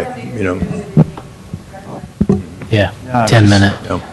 10-minute parking. Second question is that have you ever operated a restaurant before? I mean, I know you cook in a restaurant. That's what I heard. I think I heard that right. I'm sorry. 'Cause you're talking like you've got a chain of restaurants. No chain restaurants. I'm Jennifer Johnston. Our backgrounds are, I'm an executive chef. I've worked at Lark Creek Inn and Stars and Google and now Pixar. Sean has owned and operated bars his whole life, both in Ireland and here. And my family owned a bar and restaurant in Millbrae called Finn McCool's. So we've had experience both owning and just my whole career running restaurants. Well, the way you were explaining it, it sounded, there was a culture here that I was trying to figure out where that came from, so that. Yeah, and if I didn't mention that Jennifer was executive chef at Pixar, I intended to. Oh, I heard that. Yeah. Cooking and running a restaurant are two different things. Two different things, right. Yeah. Believe me, I know that. No.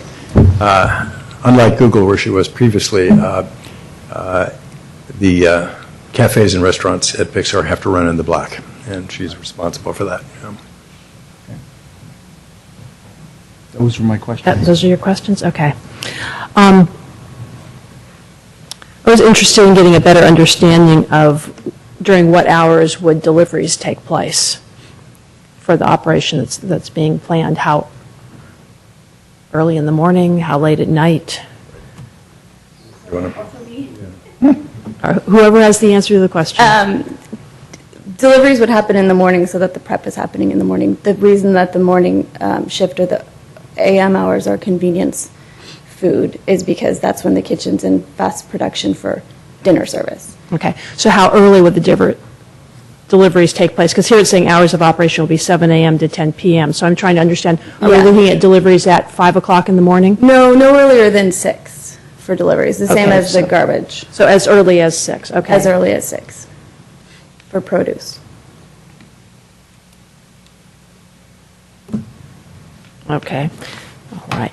And then I had a question about the trees, which you can comment on, but I think probably I can understand them being deciduous because then what you were talking about in the wintertime, there's more light coming into the restaurant as well as the outdoor eating area.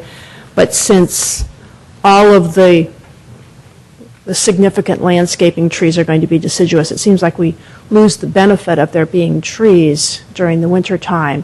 And I was wondering if there was a reason why you didn't incorporate some that would maintain their. As in my email response to Jill this morning, we're open on that issue. We've presented it as we'd like to see it. If we want to identify some portion of the trees, maybe the parking lot trees, not the redbuds, I'd sort of like to hang on to the redbuds, but if we can maybe think of a different species for the maples, that would be fine. Mm-hmm. We are expecting that the lemon trees will bear fruit. So we're not looking at Meyer lemons, but regular lemons. Type escapes me right now, but we're looking to actually be able to harvest the fruit from the lemon trees. Okay, all right. So you would be open to possibly sure. one And if the you have area. recommendations or you want to. It just seemed like in looking at the renderings which show the trees with foliage on them, it seemed like a nice balance to that the two lots and the big wall off to the side if there was something that retained its foliage, but we can come back to that as a discussion point.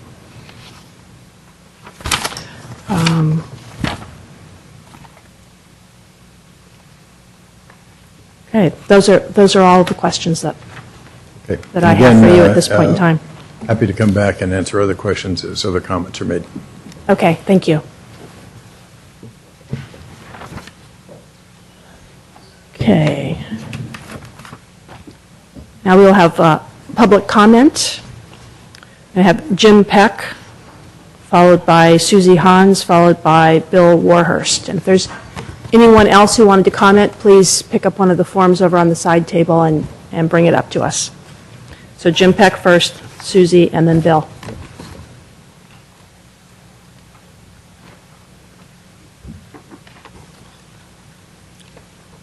My name is Peck. I own most of the buildings around that restaurant. I'd like to just give you a couple of handouts here.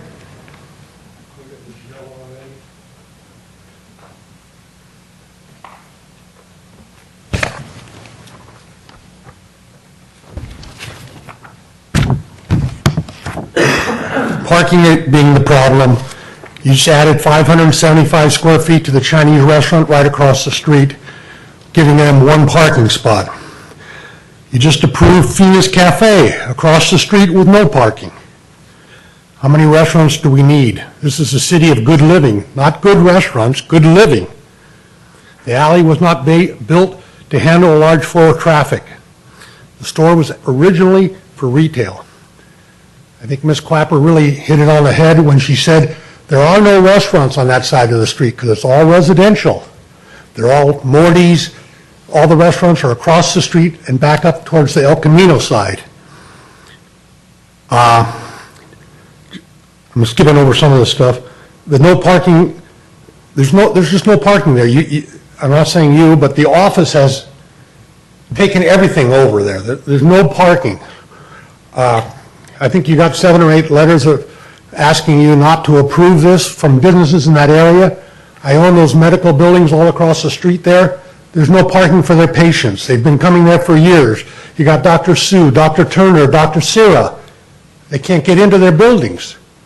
And you're going to have more parking and more problems with a restaurant?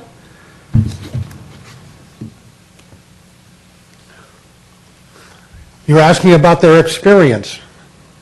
They owned a bar. The average good restaurant in the nation lasts 6 years. A good restaurant lasts 6 years. This restaurant will have no parking. It won't last 6 years. I hope it does, and if you do approve it, and I hope you don't, it won't be there. It'll be something else. That is a retail location. It's geared for retail. You've got residential houses right behind there with little kids. They even said that they're going to have people there at 5:30 in the morning. I don't know if Samtrans runs at 5 in the morning. You've got to give them a half hour to get to work. So these Samtrans passes is a joke because you're not going to get somebody up at 5 o'clock or 4:30 to get there at 5:30. The same thing with the delivery trucks.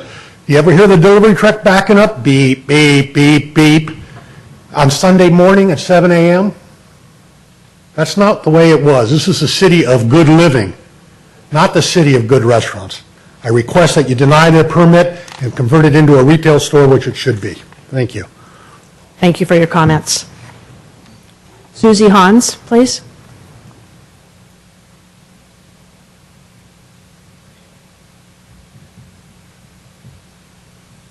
Good evening.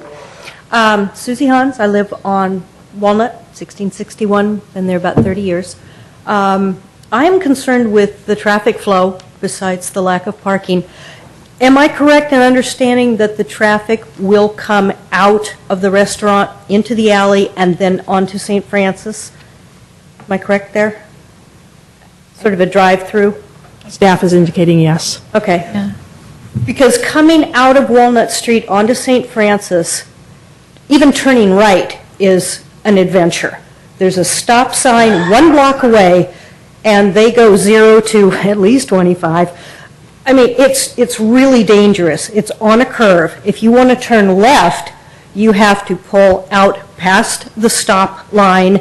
You have to look, and you have to be quick. And if those people are coming out of the alley, turning right, I've got to dodge them. I've got to really watch them. I imagine they're going to come onto Walnut and try and go around. If they're turning left to go back out to El Camino, they've got people coming, one storefront away from the stop sign. And I'm anticipating a lot of congestion there. So that really concerns me.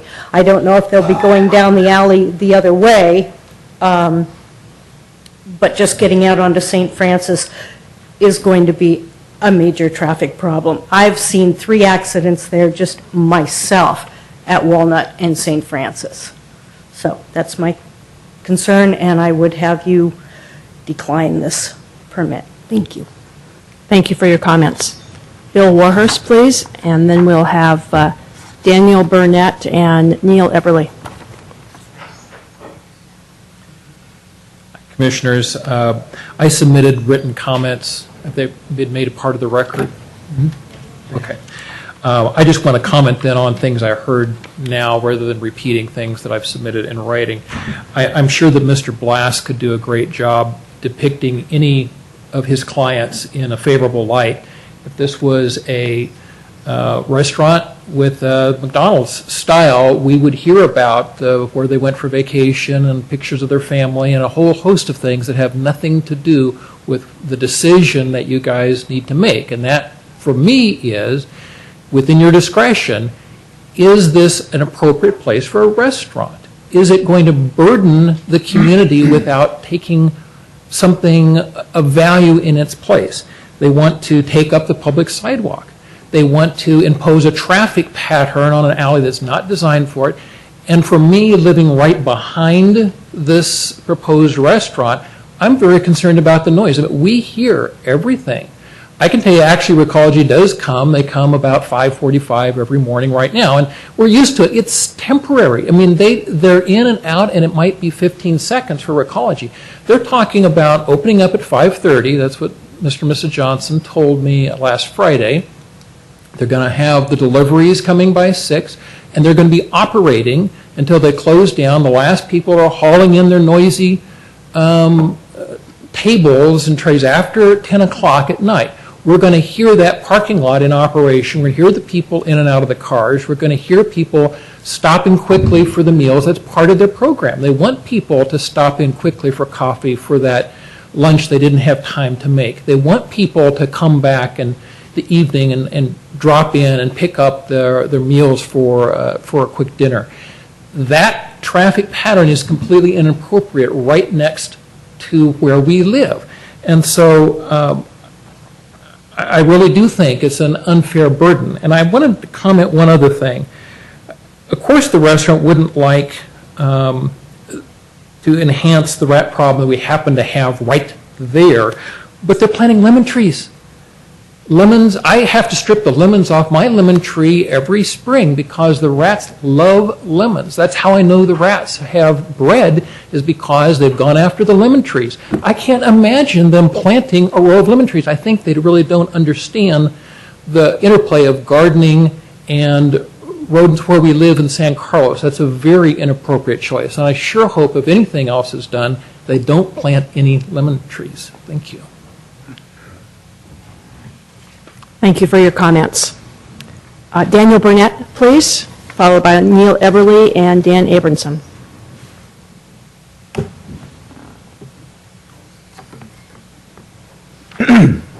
Good evening. I just want to start by saying I'm a little bit conflicted. The Johnsons are family friends of ours. I happen to live in the house directly behind the restaurant. Okay?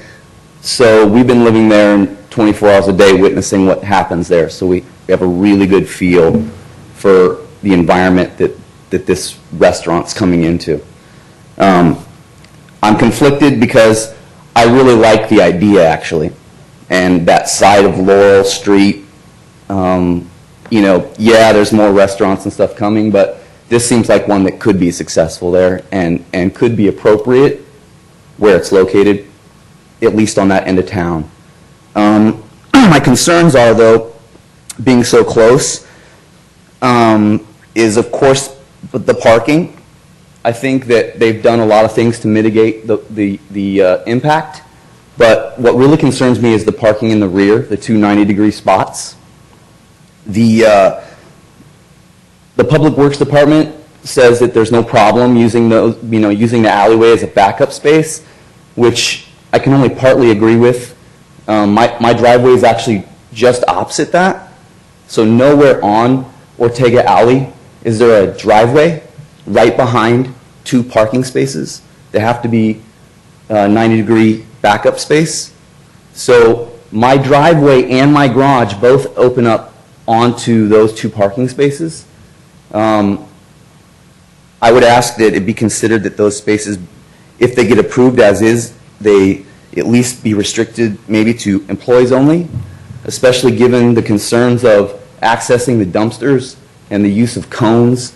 These types of things are unpredictable at best, And if my cars happen to get backed into, or something else happens, at least if it's employee parking, I know who to go to, and I can hold them accountable. And I just think it's going to be, especially if those are considered as quick takeout parking spaces, nightmare. Right behind my parking, right behind my driveway, no way. Not acceptable. The closing hours versus the outdoor seating, I noted in there that the closing hours are stated at 10 and outdoor seating is supposed to stop at 10, so I'm just wondering how that gets remedied. Clearly that doesn't happen. I mean, someone could come in at 9:45 and they're going to get seated. Are they going to get seated outdoors? Not that I'm necessarily concerned about that, but how does that get remedied? Like, how long can someone stay outdoors? It's not really stated. The traffic flow through the alley and onto St. Francis, traffic's not too bad there right now because there's no business like this in that section, that block of Ortega Alley. It's all businesses that close down at 5 and people are gone, so there's no significant congestion. But as others have stated, it's extremely dangerous at that intersection right there, and at least considerations need to be made to open up some of the visibility with some additional red painted curbs for some additional sight lines. It's extremely dangerous. Also, that alleyway, fortunately or unfortunately, is used by adults and kids alike as a place for bikes and walking. Lots of people walk their dogs there. Lots of people walk there. It's an alleyway, and it's not very built up. There's not a lot of traffic, so people use it as such. And some sort of consideration for one-way traffic or directed traffic, one direction or another, to sort of mitigate that, make it more predictable for people that are in the alleyway. Just the hobby store alone, which is two lots over, because of that through traffic and because the buildings are built all the way up to the alleyway, you cannot see cars coming through there. And so, it's completely unpredictable as to whether a car is coming, how fast are they coming, which direction are they going. So some sort of traffic flow consideration to make that more predictable for pedestrians and kids playing and the like. The dumpster plan, I wasn't too sure about the details of it. It doesn't make a lot of sense to me. I've heard the architect state that the city has said that you can't access the dumpster from that sidewalk, which I don't think you could access the dumpster maybe from the alleyway with swinging doors. That makes perfect sense. The doors could get left open, something weird there, doesn't look good. But you cannot, I don't know that you can restrict having access to them out the sidewalk to St. Francis. That seems like the natural place for them. I mean, that parking space with the dumpsters access from there, no. I mean, the dumpsters are going to have to be out the night before. I don't know that anyone's going to show up on a consistent basis to get the dumpsters out the morning of pickup every time. And if you look at the amount of dumpsters used by some of the adjacent businesses, Max Barbecue being one that's very similar, it's only about 3 lots over.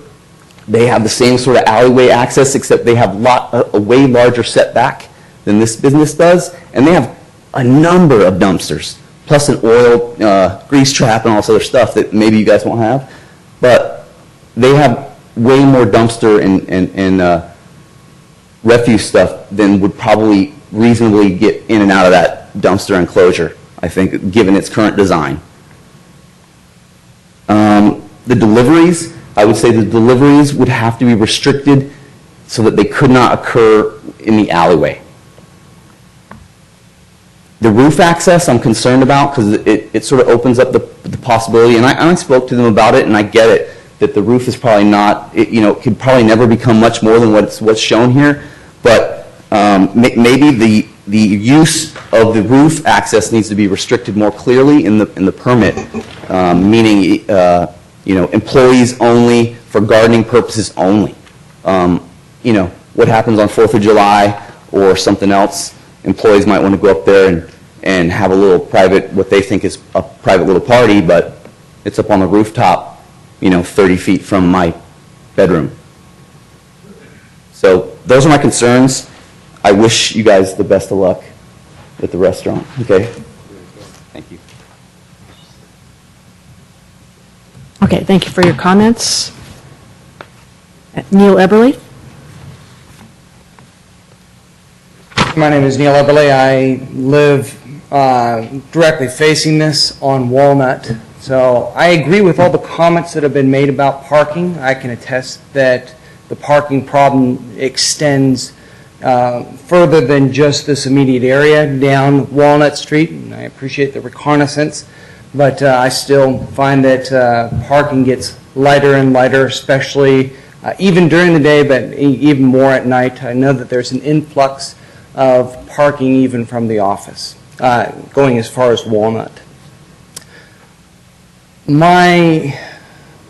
One of my big concerns, being a father of a couple of kids, is also what kind of potential licenses are going to be for alcohol as well. I think it's probably going to be a beer and wine, but I feel a little bit concerned about a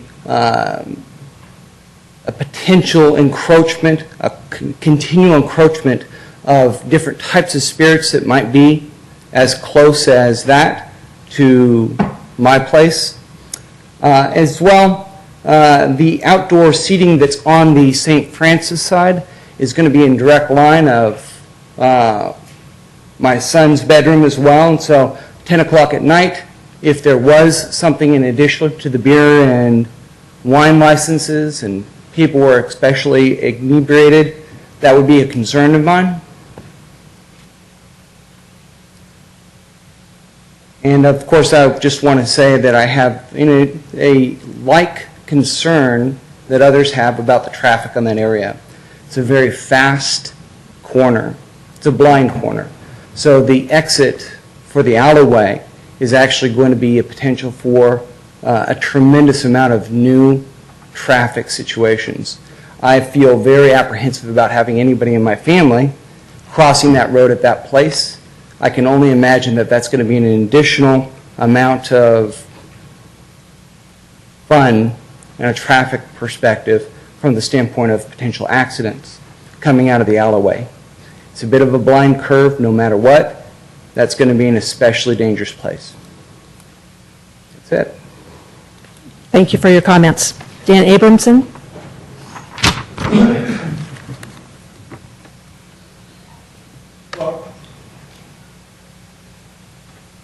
Well, I'm speaking in favor of the project. I don't live there.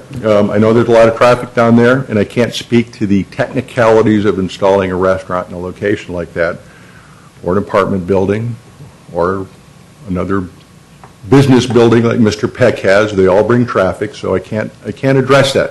If San Carlos has got some traffic issues, they need to deal with them. A restaurant's not going to increase that. It's just a given. It is what it is. It needs to be fixed if it's broken. What I'd like to speak to is the character of the people involved. I've got 42 years invested in this city. I moved here in 1970, and I like this city, and I'm very active in this city, and I do a lot in the city, and I do a lot for the city, and the city does a lot for me. And I have to say all the same things about the Johnsons. Jennifer Johnson, a.k.a. Jennifer McAteer, has also lived in this city for her entire life. They're responsible people. You were asking about their experience. They're running restaurants, and the business end of restaurants is in their DNA. Sean's probably been running restaurants since he's a teenager, frankly. Am I right on that? 5 years old. I had a conversation with Jennifer McAteer, and she was 17 or 18 years old, and she told me she was going to be a restaurateur. And she got discouraged by a lot of the establishment here, so she took herself to Europe where they will accept that sort of thing. And she learned the restaurant business and came back, and now she's doing it here. So I guess the bottom line of my entire statement is the Planning Commission has done such a terrific job in this city for the last 10 or 20 years. We need responsible business people. I hear the traffic complaints from these people. There maybe there's business people on that end of town that feel like traffic and parking is their own private fiefdom. Well, it's not. This city needs good businesses, and if anybody would bring a good business to this town, it would be the Johnstons. And that's all I have to say. Thank you for your comments. Is there anyone else who wanted to comment on this project? Okay.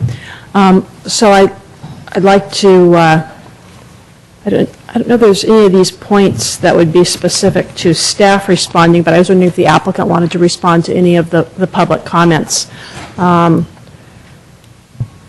I don't think we have any specific comments. I would just note a couple of things. For the same, within the zoning ordinance, for the same number of parking spaces that we're providing, you could have 3,600 square feet of office space. You could have 3,200 square feet of general retail space. There are a number of different uses that are allowed without Planning Commission review and approval on that site. All of them would generate some amount of traffic. So I just further, I guess, would like to say that given the value of properties in the neighborhood, and for the city it's good, for the property values are going up. For the owners in the neighborhood, it's good that the property values are going up. But the property values being what they are, and the purchase price for the Johnsons and their partners being what they are, the days of a sleepy hardware store are over. Whatever goes in there is going to have to be a viable, going business that's going to generate some amount of traffic. It's just a given. So I would say, when you consider the project as a restaurant, and this project in particular, and the value it could bring to the city, then the question is compared to what? So we feel that it's a terrific opportunity. Okay. There was a comment about the alcohol license. Would you please let us know more about that? Yes, I definitely do intend to apply for a beer and wine license. With my background and experience, I feel that I will endeavor to, in fact, more than that, I will make sure that I run a good, clean, family-friendly business. I do not intend to apply for a full liquor license, although I'm sure some people will scoff at that idea. It's $14,000 to apply. There are no full liquor licenses available. It would mean that I would have to buy one and bring it in from somewhere, which I don't intend to do. So the idea of having a full liquor license is not something that I'm considering. And I also just want to address a couple of earlier comments, and I don't want to get into any kind of banter, let's say, if it's an Irish word, but I think I was on the website this afternoon just checking for video coverage. I know my parents at home are very concerned about my future and that my decisions to move to America and my decisions to be in San Carlos, and your mantra is the city of good living. Work here, dine here, play here, and I want to join your community. Thank you. I'd like to follow up on some of the questions about the hours of access to the roof area. Yeah, I'm willing to discuss the hours of access. I mean, to be honest, there is a water drip system being installed, so there actually is very limited need to be on the roof. I presume at this stage that I will be the one that... I'd say daylight hours for gardening. Excuse me, what was that again? Daylight hours. There you go. I mean, we're gardening, so. Yeah. But if it needs to be stipulated, go ahead, but we're picking herbs and things. And de-weeding. That's your job. Okay. And then regarding the trash and delivery, I guess that's what has come I was up interested there. to hear Mr. Warhorse say that the current pickup time is 5:45 a.m. for Recology. I guess if he's acceptable to that, then he would have no issues with me also having my garbage picked up at 5:45. But again, as I said before, I am here to work with the community and the neighbours, and if they require a slightly later pickup, I'm open to those suggestions. But can I ask a question here? The difference between picking up the trash and picking up a dumpster is huge, because what happens is the dumpster, they clang it a couple of times, and then they Okay. come back for the next dumpster, and so Well, and we run into this in other cities where it's fairly congested and limited size, and it's high output, because restaurants high output. Daily service is often a recommendation, in addition to some of the other rodent-type issues. So it's very common, I'm sure, in your talks with Recology, that'll be addressed. Yeah. Because you're size limited anyway. Yes. So that's going to dictate frequency. Exactly. The other thing is, I mean, I know that, prior to our purchasing the building and my investigation, there was a metal dumpster there, a full-size dumpster, and it was, obviously, there was a noise factor there with that, and, we can look into delivery time, or not delivery times, pickup times and frequency of pickup, so. Okay. Any other questions for the applicant from any of the I have no additional questions, thank you. Commissioner Dibny? And this may be Mr. Glass and/or staff, but what were the discussions regarding Laurel and St. Francis parking plans, time limits, et cetera? And Mr. Sanfilippo touched on that a little earlier, as far as the drive to pick up, clear out type thing. But has there been a look at the existing parking there, whether it's along St. Francis or along Laurel, right there on that corner, to try and rejigger some of that to help alleviate some of the concerns? Are you referring to the striping or the time limit? The time limit was just reviewed by the city council, and they did, as Ms. Lewis showed, change the the limit back to 2 hours. It had been 2 hours at one time. It was It was only in the 1700. only in the 1700 block. It's not on that block. That block is still unlimited. But it has not been looked at, to my knowledge, in this block. Okay, thanks. Okay, thank you. Thank you. Okay. I also just want to comment about Recology. I have a staff comment, and then you can come up and make another They're comment. under a at the podium. franchise agreement with the city, and they cannot operate in areas adjacent to residential, and we know that they do from time to time, but they are restricted as to when they can pick up. Excuse me, what was the last part of what you said? They're restricted as the time they can pick up when the commercial use is adjacent to residential. So they cannot be there at 5:45 in the morning, and What if is they are, the time? The time is 6? they are not allowed to go anywhere near residential until after 6 a.m. right. So, not much difference. Okay. All right. Did you have another comment? If you want to step up, could you please speak at the podium? I mentioned I was at the city council hearing where they reviewed the parking, and there was a staff report where they did a traffic study. And what the study concluded was that if you made 2-hour parking along St. Francis, it would throw even more traffic onto Walnut. It came twice before the city council. It was rejected twice for the reason that there is already pressure on Walnut with the current configuration. But that is part that can be obtained from the part of, it's a different part of the city that handled that study. So Ms. Lewis was not involved. And that makes sense. Thank you. It's a trade-off. Yeah. Maybe it makes sense. Okay. Okay, do I have a motion to close public comment? Motion to close the public Second. hearing. Excuse me, what was that? Close the public hearing. Oh, a public She said hearing, I'm sorry. Okay. Okay, and we got there, our second? Okay, all those in favor? Aye. Aye. Okay. Discussion. Who wants to, Scott, you look like you're ready to jump in I have first. some questions that I'd like to ask staff, if I could do that. Was there ever any consideration about changing the flow of traffic through the alley? In other words, not allowing a left-hand turn onto, to go out onto St. Francis? No, it wasn't something that was looked at. Okay. Has there been any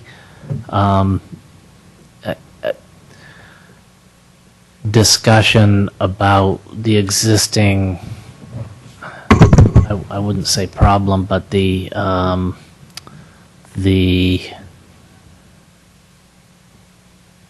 business, the current businesses in the area, and the fact that their success has created some parking concerns to the neighborhood? Have staff begun to look into that at all and see if there's any solutions that would alleviate some of the existing parking problems so that this business would not create any additional impact on the neighborhood? Well, we do know that the success of the office I wasn't picking out an has individual some business. spillover impacts. We also have experienced that some kinds of office uses with high number, with employees on shifts, for example, can have impacts because there isn't a space available at 2:45 that the person who leaves at 3 still occupies, that kind of thing. So, and parking impacts often are the mix of uses that are in any commercial district at any one time. So overall, we base the on-site requirements based on the use with an expectation that there's other commercial uses in the neighborhood. And then there is the parking on the public street. So I don't know. In our experience, we haven't conditioned one new use based on problems caused by another use. I guess maybe I didn't word that question. Have you looked at solutions that could be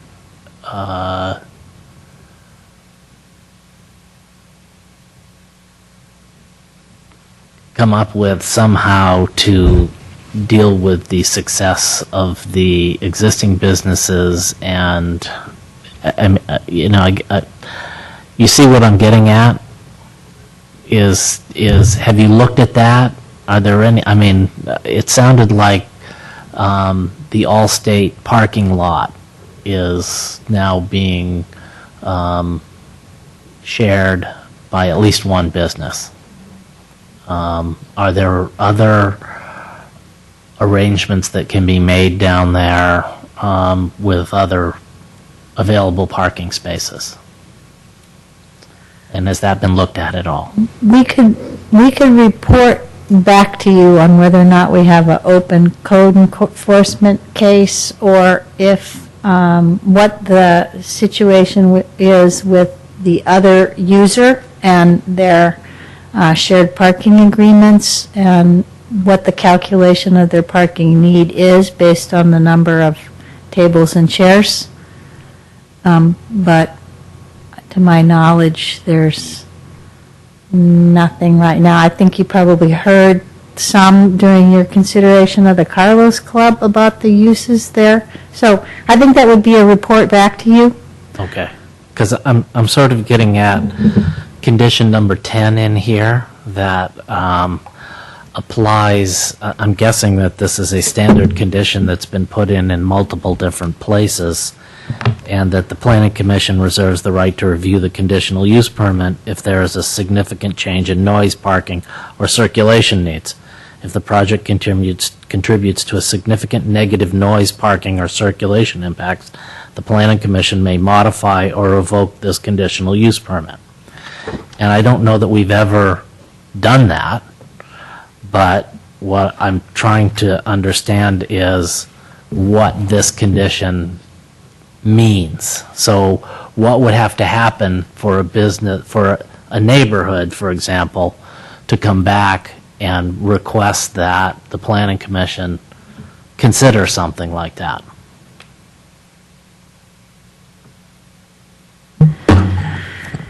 He reviewed one revocation in the last 5 years that I'm aware of, and that was for one of the cellular sites, which had an equipment shelter which caused noise in the neighborhood over the noise limit. And we brought that to you. There was a provision in the code that says we come to you and suggest that you might want to consider a revocation proceedings.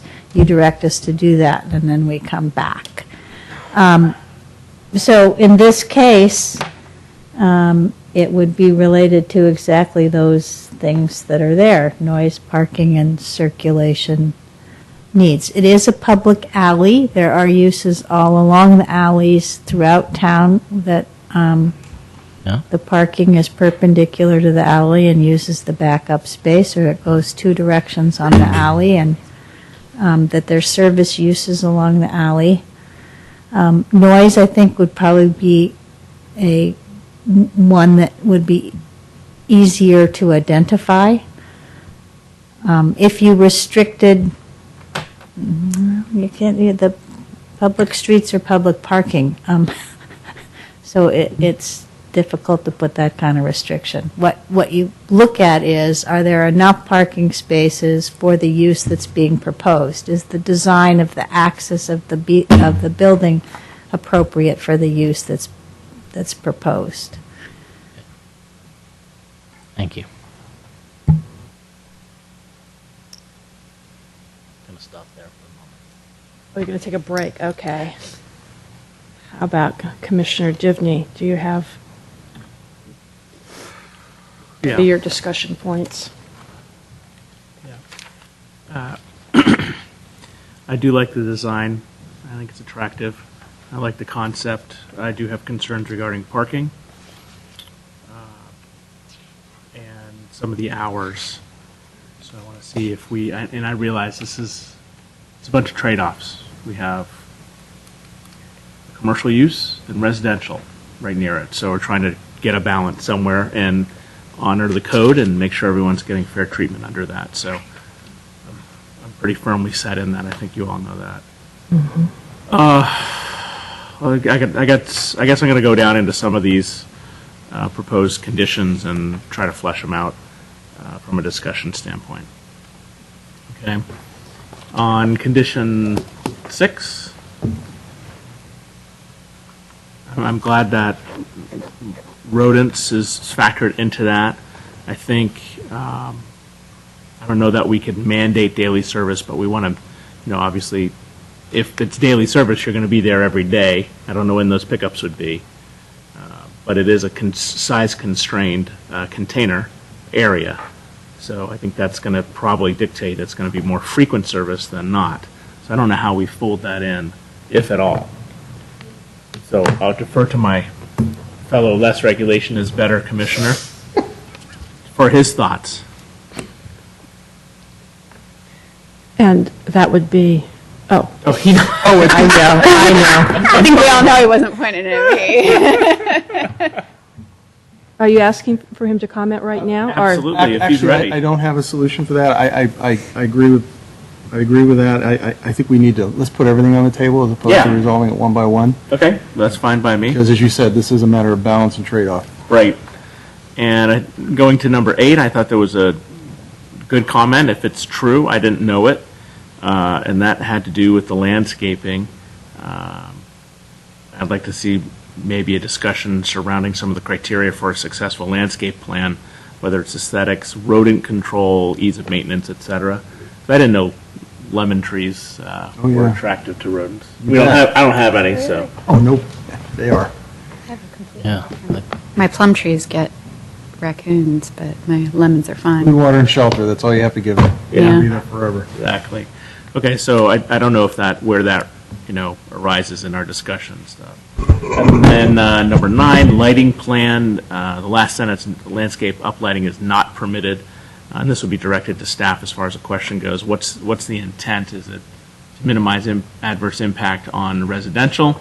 Because I can't imagine uplighting on the Laurel side would adversely affect residents behind the building in the alley, and I think it would detract from some of the possibilities of an attractive facade for the building. So, I mean, if the intent is to minimize or limit the area for light pollution to residential neighborhoods, then maybe that's how we phrase it, or just for Yeah. discussion purposes. And typically, we phrased it as the light may not spill over into adjacent properties. Right, right. But I think there is some general light pollution concerns. Well, it's a general comment, and maybe it's not as big an issue here, but you probably all are aware of of lighting in oak trees, and that really, it disturbs their natural habitat. And so there's something in the general plan that says we're not going to upset the normal rhythm of the natural environment, so. True that the we've rats just- don't like that light either, right? Yeah, well, I don't know. How would that affect the trademark? Because isn't that, as I was looking at here, looks to me like that's in the back of the building. No. As far as The barn door? Yeah, I'm trying to figure out where it On is. the front. I'm looking at The this. front corner, to the right, right there. Oh, did I miss it over here? Yeah, to the right of the building. Okay. In between that and the first fence. Right. No, but I thought that the roof is what I'm talking about. This roof line I thought was in the shape of the, Salt box? yeah. Maybe that's the, Got it. and you can't light that up. No, but you may have a discrete lit sign for the blade sign, something like that. I mean, something tasteful. I mean, that's all we're Understand. really looking for on that. Okay, and then I would like to have discussion around the hours. I think I mentioned that earlier. And roof access was brought up. I think if we're going to daylight harvesting and weeding for employees only, I think that would probably cover it. I really don't like getting down to that level of detail, but given the proximity of some of the residential, it probably makes sense in this case. And I think those are all, except for that trough sink. I really want to see that trough sink. That's all I got for now. So those are my areas for discussion. Okay, great. Commissioner Harper-Pedersen, what? Well, I share Do you have any similar. additional areas that? I mean, I share similar areas of discussion, obviously, around the trash and recycle bins, rodents, parking, and traffic circulation. I mean, those four things, I think, are what was clearly the most concerning issues and the issues that we need to talk about. Admittedly, I'm a little conflicted when you have a restaurant that is meeting the criteria set in the zoning for parking, and yet knowing very well that there is a parking issue on South Laurel. I'm admittedly conflicted with what to do about it and with what our purview would be, given that it meets the zoning requirements. So I'd like to talk about that. Okay, Commissioner Sanfilippo? I can't add much to what you just said. I have the same problem. I mean, mathematically, if you turn the tables two times, or at least just one time, they got 36 seats, you got potentially half as many people, many cars that you're going to have to park, and you only have 8 spots. And then you got people rolling in and out. So all the other stuff about rats and garbage and that's all well and good, but I think the biggest problem you've got is where you're going to put all these folks, because you're basically going to edge somebody out. And I have the same problem with, not problem, but I'm conflicted as well. I mean, I think this is the greatest thing on the face of the earth, the great concept. I love the concept. I'm loving the fact they're growing their own, dillweed or whatever on top of the roof. I think that's great. I mean, I think that's what a restaurant should be doing. And quality people who do restaurant business ought to be doing that kind of stuff. So it's not about the concept. It's trying to work around these other issues. Right. That's why we get paid the big bucks. Yeah, right. Okay. Are you done? Okay. For And now? I can't add more fuel to that fire. Okay. Oh, one last thing on the. Yes, I can. I do need that.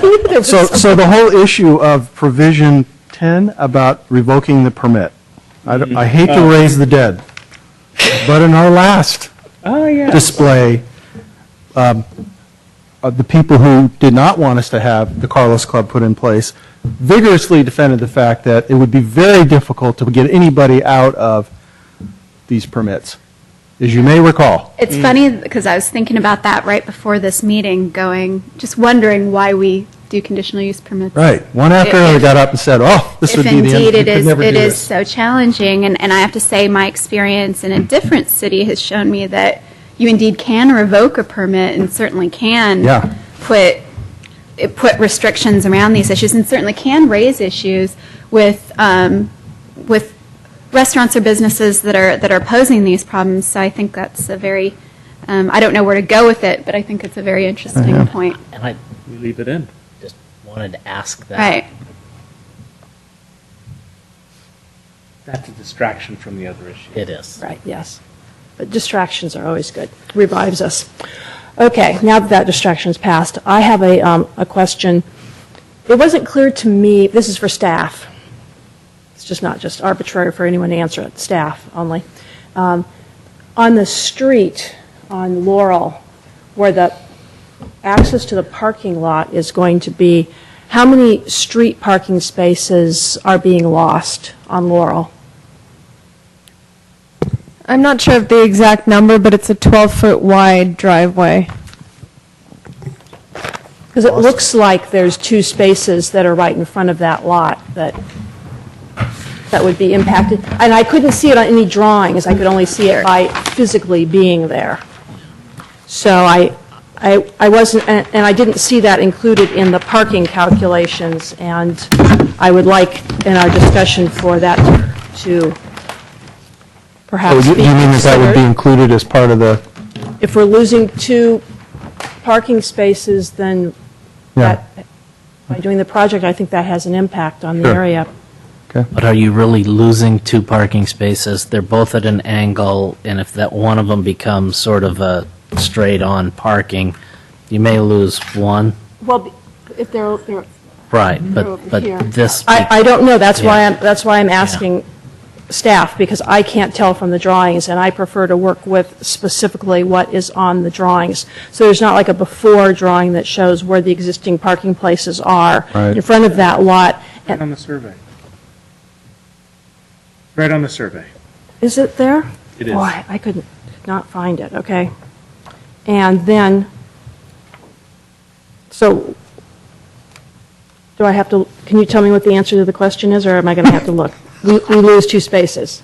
Well, in theory, but this is a lot that at some point you'd figure there'd be a curb cut there if there were some other use possibly, so. Yeah, because it seems like where the curb cut would be, it would cut into the front of the one space and the back of the other space, but,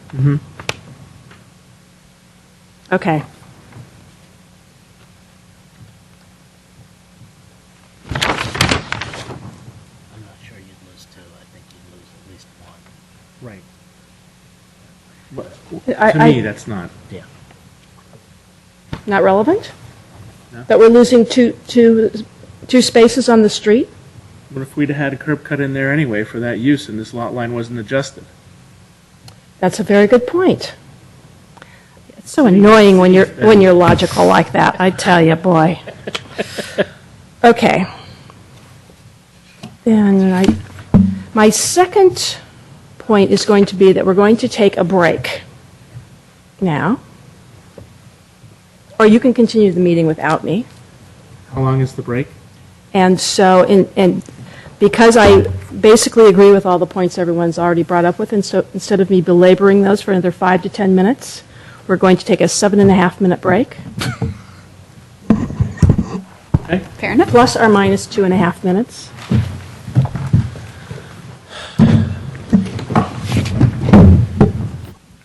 I did have one more question for staff.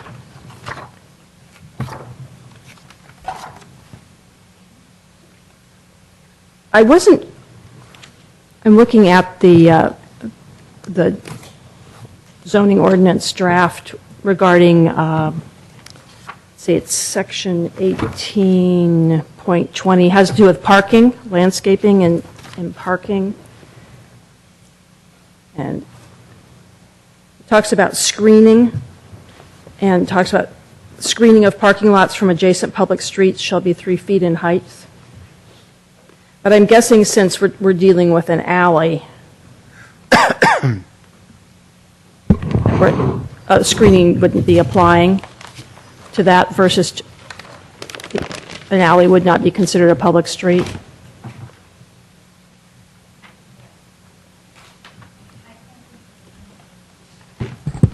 Where we've done that, actually. But you could, there is one tree there.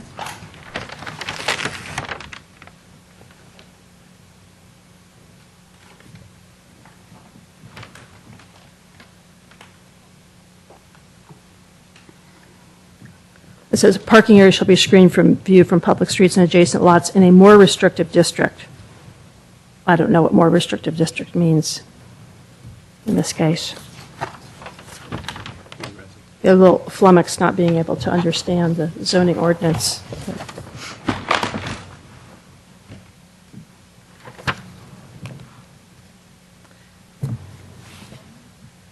Yeah, it's 18.20.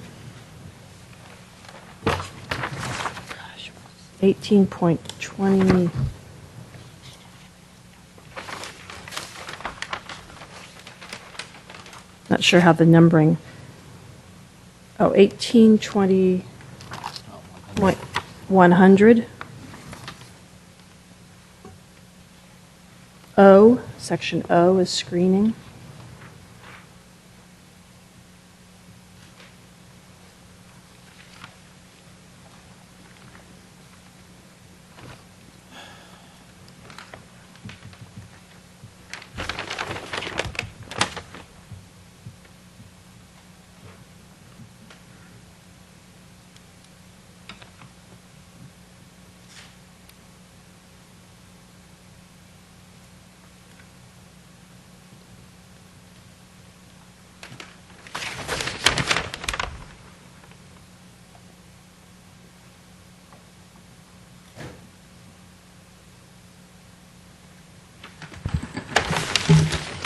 So I just wanted to be clear on the difference between an alley and a public street.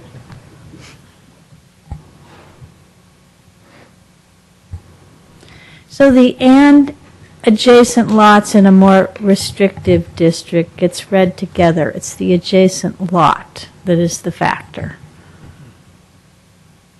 So it's screened from view from public streets, and it's screened from view from a adjacent lot of the more restrictive district, which would be the residential. In this case, you've got the alley in between. You can do whatever you like. If you would like to add a little landscaping there, more than the one tree, and at the edge where the lemons are, I mean, there's landscaping in that portion where the lemon trees are proposed and also where the tree next to the handicap parking, and then that appears to be a patio without some landscaping, but perhaps there could be some shrubbery. You don't want to put I guess I'm thinking more back towards the alley is what I'm thinking yes, towards. that's what I'm describing up there. Okay. You could ask for more landscaping.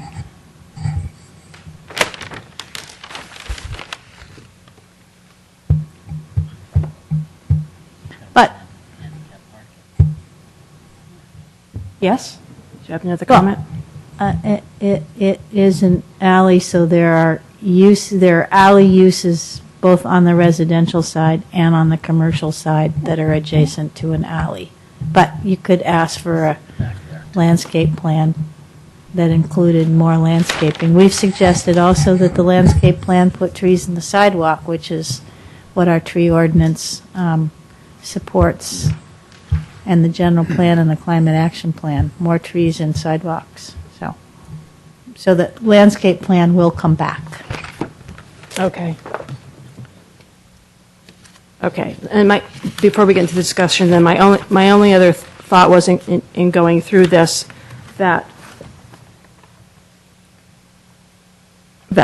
although, like everyone else has said, it would be great if, the parking calculation said, there were more places and there was room for more places. I'm more concerned about the circulation of the traffic and the intersection of Walnut and St. Francis, because I experienced what some of the public comments included. Just in my course of looking at the property when I was driving, and I did it going several different directions, and that intersection was extremely uncomfortable to navigate because of the curve in the road. And I realized that how that intersection is handled may not be part of this decision for this application.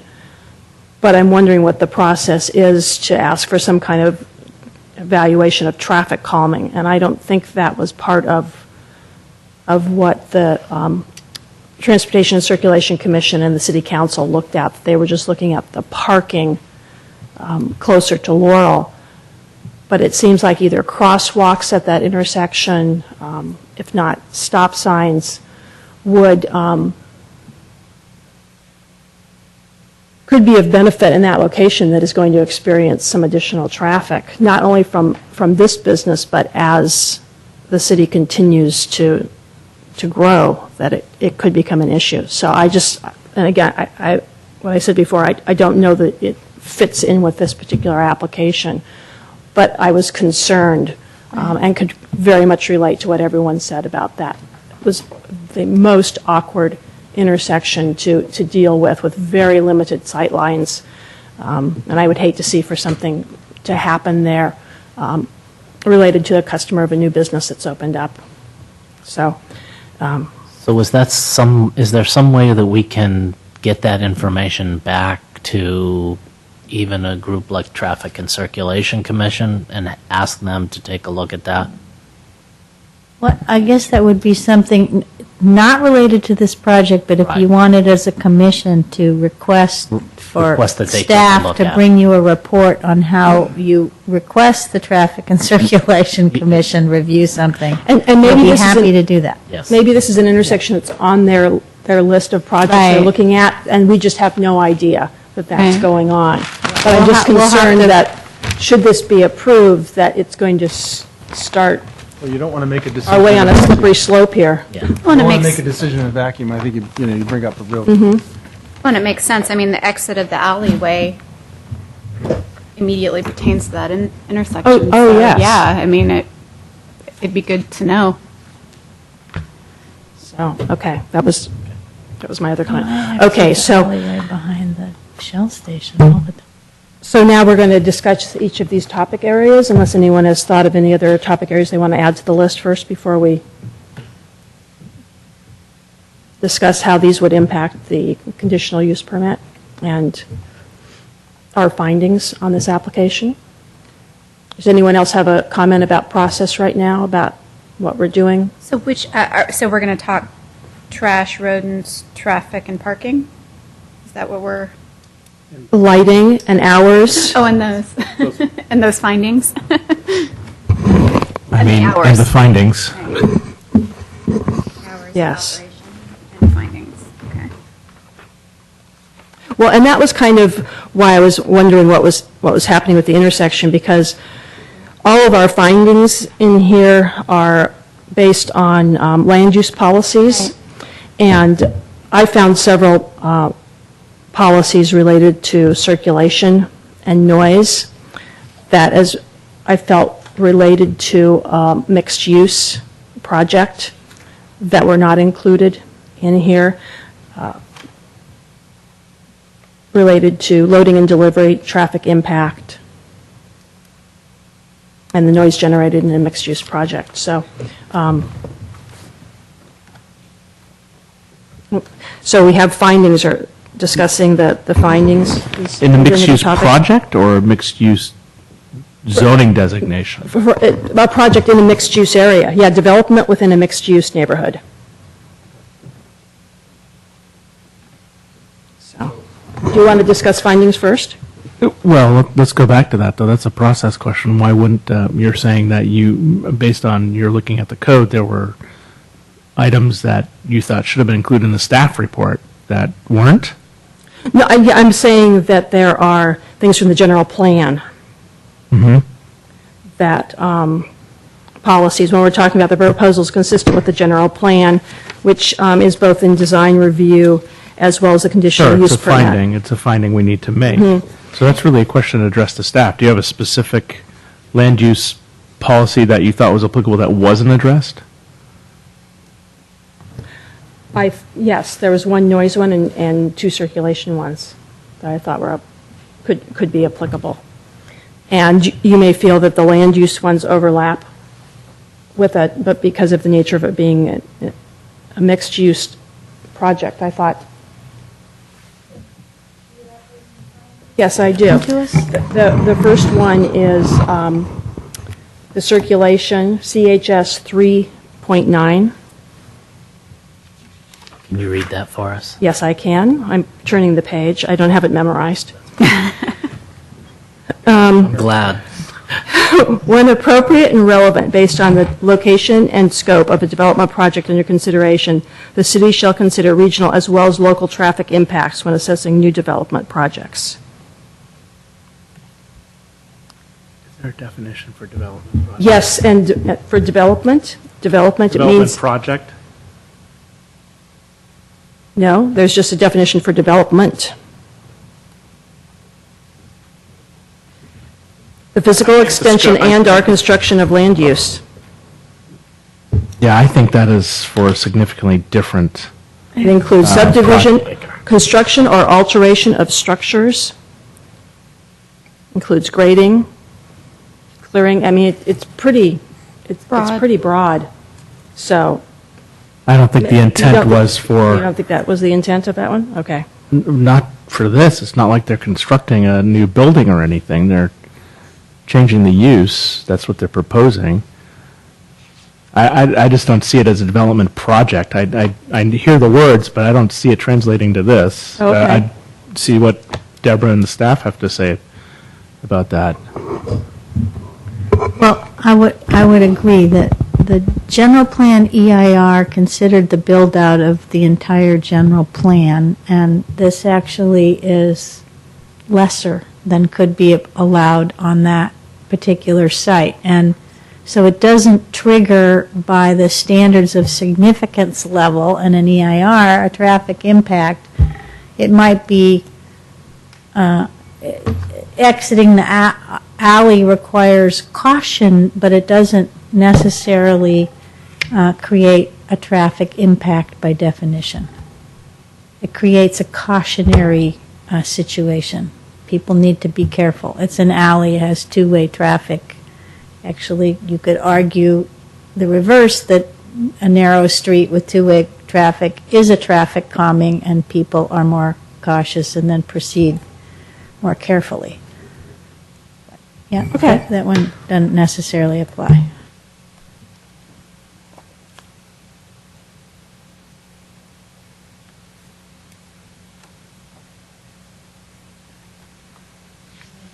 Do land use ones? And let's see, what was the other one I was going to ask about? One of them was a noise one? Yes, that's what I'm looking at. And this one, okay, is ensure that mixed-use development projects are designed to minimize noise impacts on residential units. And I'm sure the original intent of that had to do with the residential units within the mixed-use development. Correct. However, It doesn't quite say that, but yeah. it seems that it should be applicable to residential units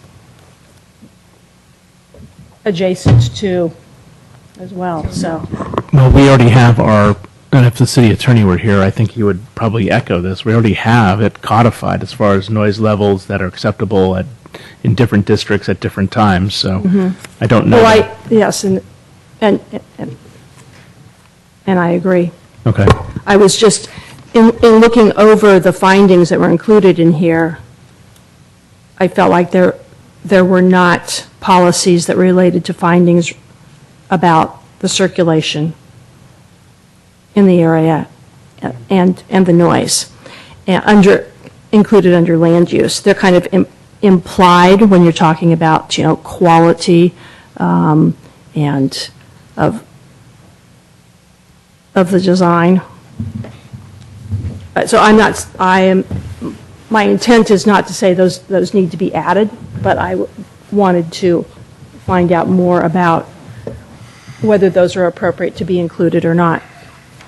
But it sounds like, and I think what I'm getting is hearing more about the intent of the general plan, that they do not fit this particular situation. Am I interpreting that correctly? The circulation one, was there a noise ordinance, a noise element policy also that you No. had identified? No noise tied in with the circulation. There was no overlap between the two. So, okay. Very good. Thank you for taking the time to address that. Okay, so then returning to findings, or shall we move on? Talk about the other topics first and then return to findings. Is there a preference from the other commissioners in terms of the sequence in which we do these? Commissioner Gibney? I would think that if the findings could not be met or need to be discussed, then it would be moot as far as the draft CCC goes, right? Well, especially that's what I think. related to the findings for the conditional use permit, yes. Okay, so, well, first of all, we'll start off with the design review findings and see, is there any problem with making those findings about it being consistent with the standards and requirements of the zoning ordinance, and then that it's consistent with the general plan? Yeah, I can make the findings on the sign. Okay. I have no. Commissioner I have no- Sample, you're okay with I'm fine making with those them, findings? yes, Commissioner yes. Gibney? Ditto. Okay. Commissioner Marsters? I'm okay. Okay. And my questions have been resolved. Okay, so then moving into the findings for the conditional use permit.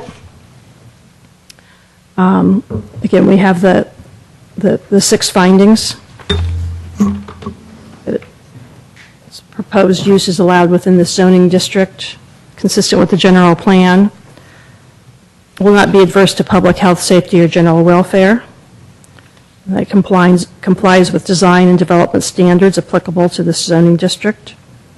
And that the design, location, and size and operating characteristics are compatible with the existing and reasonable foreseeable future land uses in the vicinity. And the last one being that the site is physically suitable for the type, density, and intensity of use being proposed, including access, absence of physical constraints.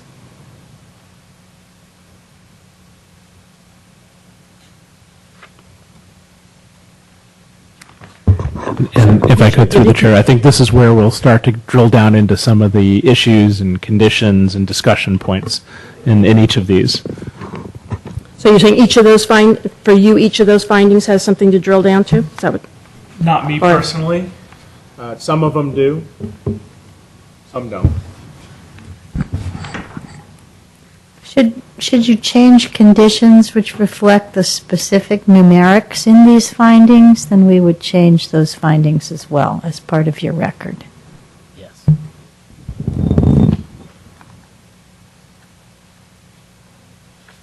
Okay, so the first finding about the proposed use being allowed within the applicable zoning district and complies with all applicable provisions of this ordinance and all other titles of the municipal code.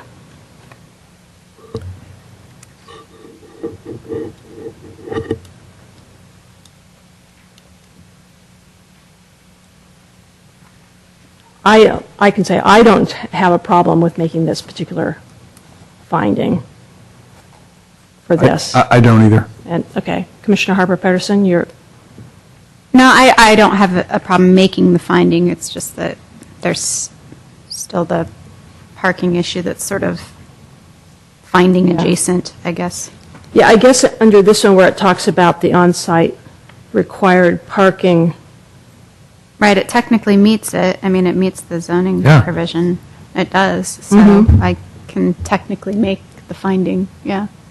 Okay. And Commissioner Dibney, you're okay with that one? And Commissioner Marsters?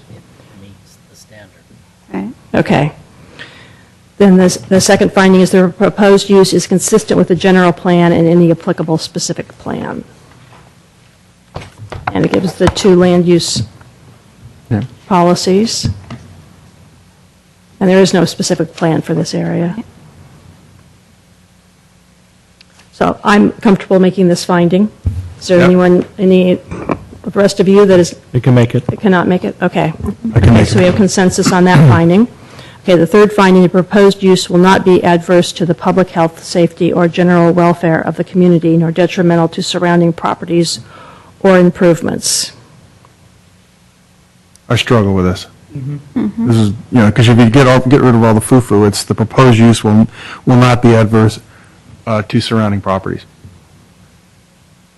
which goes all the way through the parking, goes through the Hours. the hours, it goes through the Yeah. using the alley. I don't have a problem with the use of the alley. I mean, No, that's but I mean, what it's the whole for. conversation about traffic circulate, that, what we've been talking about, that's, A lot of that has to do with the hours contemplated. Yeah. And the days contemplated. right, okay. And this is where I personally have struggles, because I like to have businesses operate in hours they think will serve their constituency. Yes. So I would open it up for discussion on this one, and maybe we discuss with call the applicant back up or something like that if there's some discussion points or a direction we want to go in. I just don't know. Do you have a suggestion? No, I No. I just put it out there. This is a tough one. Are you thinking morning hours, evening hours? Both? Okay. And the detail on the findings on this one refers to the outdoor dining being limited. So is your concern with just the outdoor dining or all hours of operation? It's the outdoor because of the noise footprint to adjacent residential use. Okay.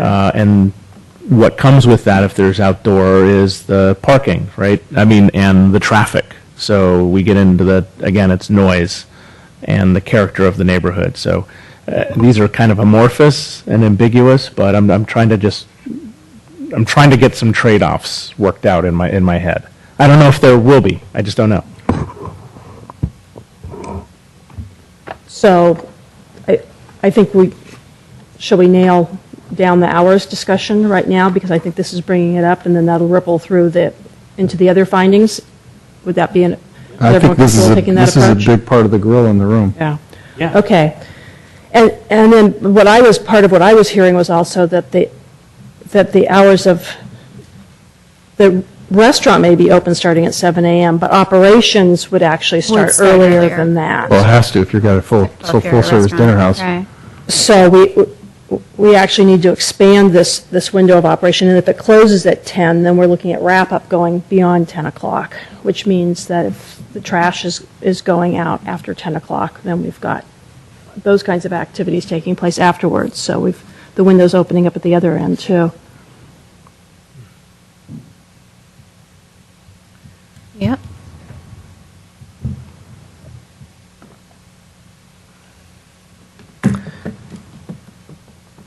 Can we bring the applicant up and ask the question of if the business opens at 7, when do they anticipate actually arriving? And if the business closes at 10, how long does it take to That dish is shut set up everything at down? least 11:30. Hour and a half, I bet. Yeah. So you're looking at an hour and a half in the morning and an hour and a half at night. Yeah. Okay, yep. We just got to go. We just got to go off of facts. Yeah. Sorry. Okay, so do you understand that? That's a big smile. What we're looking for here, we're looking for, what this says is hours of operation will be 7 days a week from 7 a.m. to 10 p.m. Well, that's when the restaurant will be open, but what are really the hours of operation? When will you be first having activities there, and when will you be closing all activity at the restaurant each Okay, day? so the baker, the pastry chef would be arriving at 5 in the morning to fire up the ovens and bake. Noise, no. In the evenings, we need to clean up the patio furniture for sure and put it away. Garbage would be going out earlier because we would hope to get the dishwasher is not the last man to leave. The management is. So we could work on that about what time the garbage goes out. But I would say if our last orders are at 9, the garbage is going out right around then, as far as the bulk of the garbage, recycling, things like that.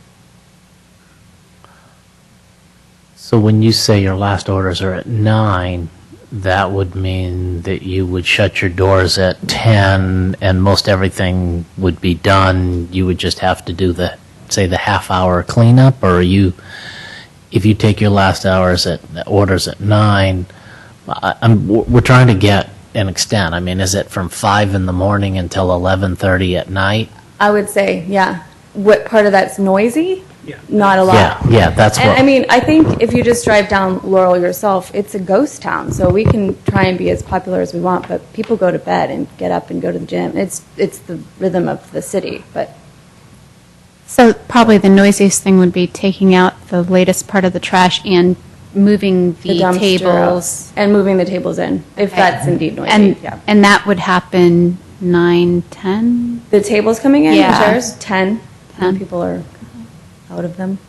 In the summer, that's not going to be a winter activity. Right. Necessarily. Right, and you hit on the real issue that we're trying to drill down on. It's not necessarily the hours, it's Noise. when's noise going to be happening and what's that level of noise? And is it normal for, let's face it, folks, it's a commercial district. Yeah. So that's what we're trying to, And we can sort of self-legislate that. I mean, if it's dumping out beer bottles or cans of whatever, it's fresh food, it's not canned food, then we can do that in the earlier or later. And I mean, we don't want to be a nuisance. We want our neighbors, we want to win them over. It's as hard of a process as it is. We hope to get them back and say, okay, here, have a glass of wine. You're my neighbor. We're not trying to antagonize anybody. It doesn't build a business.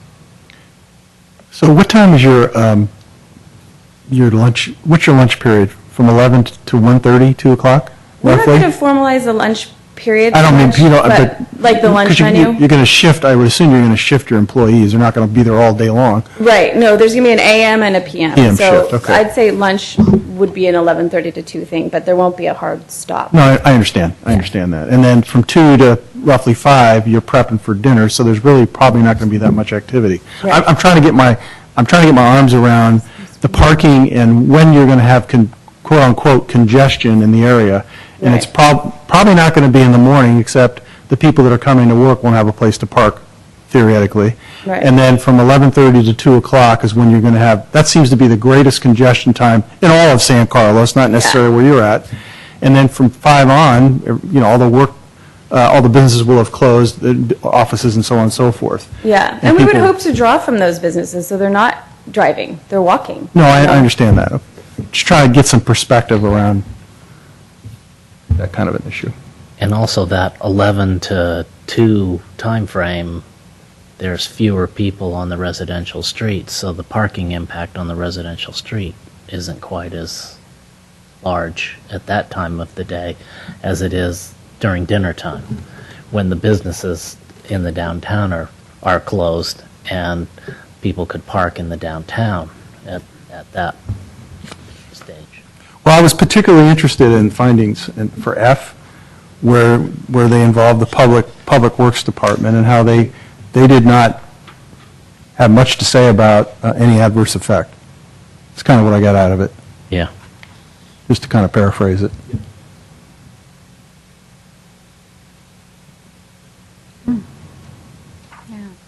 Thank you.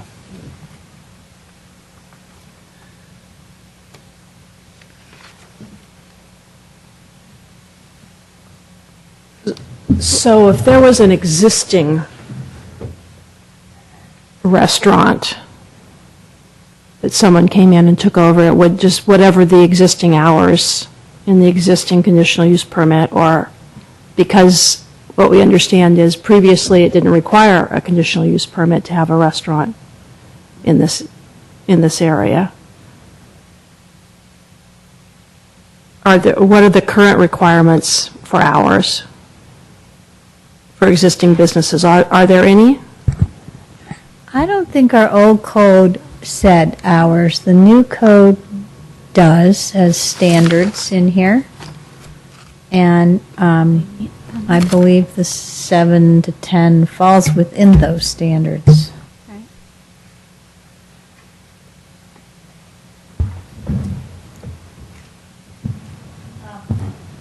Another standard that we use in the noise ordinance is 7 to 10. And you could consider that the disposal of noise-making garbage cannot occur after 10. I mean, I know just in experience over years that banging of bottles and cans that are being dumped in the late hours is not a happy situation for neighbors. So, I mean, I'd be fine putting that in the conditional use permit. You know, noisy garbage, not after 10. I know that's very non-specific. We're legislating again, aren't we? Yeah. I think I'm so, too. legislating, but. We already have a noise ordinance. All right. Yeah, I'm gonna push this along, at least for myself. I think I can make, given the facts that we've heard from the applicant, I can make the findings for C. My concerns are allayed to a great extent. Okay, so you're comfortable with the outdoor dining being the full range of the hours from 7 a.m. to 10 p.m.? Yeah. Yeah. And waiting to, and if there's a noise problem, then it becomes compliance by complaint by having the neighbors. That's the same mechanism we have for everything else in I the know, city. that's, Whether it's I'm a not saying barking that dog isn't. or a noisy party-goer neighbor or whatever. So That's based on taking the last orders at 9 o'clock and shutting down at 10 o'clock, right? Making those findings. And the reason Más o I ask menos. is, the reason I'm asking is, do we need to, when we say 10 o'clock are the final hours, that's when they shut the door? Well, that's what their hours of operation are. That's what they've represented for, Okay. And that's for their what's, operations. I mean, I don't even know if this outdoor dining is the proper qualifier here. I mean, they're saying their hours of operation are from 7 to 10. Whether that's outdoor or not, I mean, that's another thing. Hours of operations of hours of operation. Right. I just assumed that this was highlighting the outdoor dining because of the noise issue. Oh, I'm sure that's probably in the that main For point. that particular finding. It's the main point, but I think that's well within the suburban environment for a noise envelope. So can I ask staff a point of clarification in the conditional use permit when we have a condition that identifies hours of operation? Does that hours of operation mean open to the public, or is that the hours that the business actually has activity on site? Yeah, that's typically the open to the public. Open to the public, okay. So what we state here doesn't have to be solely limiting to when there's activity going on the property. So it is permissible for any other conditional use permit for activity to be going on outside of the hours of operation. Yeah. Provided it's not generating a huge amount of noise. Right, assuming it fits all the other complaints. It's not illicit activity and it's, not threatening public safety, blah, blah, blah. Okay. Okay. Where's everyone else on this finding? Oh, yes, okay. Commissioner Sanford? I actually think that data was pretty important as far as where the real crunch times were going to be and how that was going to impact noise and parking. The only thing last on my list is your intersection issue, but I don't know how we deal with that. And I would rather Commissioner deal with Masters? that by I don't know how letting staff come back to us. Yeah, but otherwise I don't know how. Tell us Let's stay on the how we noise. deal with that. Yeah. Staying on noise right now. Okay. So you're okay with the noise, 7 to 10? I'm okay with the noise. 7 to 10 on the noise, 7 to 10 on the, not on the noise, I mean on the hours. The finding. Which is the same as findings. noise. Okay.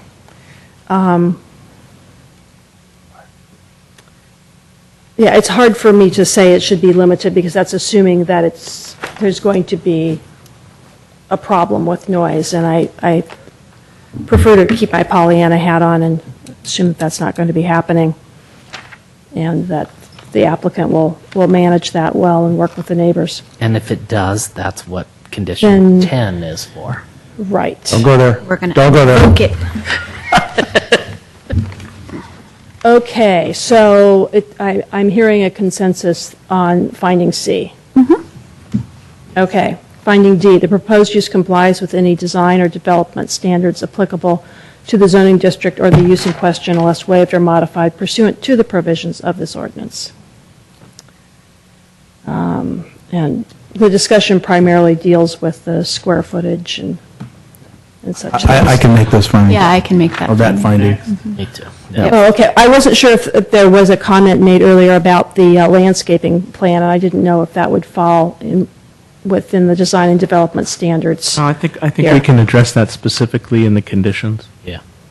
Okay. So I'm hearing a consensus that we can make the findings on D. Okay. E, I believe that's the fifth one. The design, location, size, and operating characteristics of the proposed activity are compatible with the existing and reasonably foreseeable future land uses in the vicinity. So Scott, how do we solve that problem?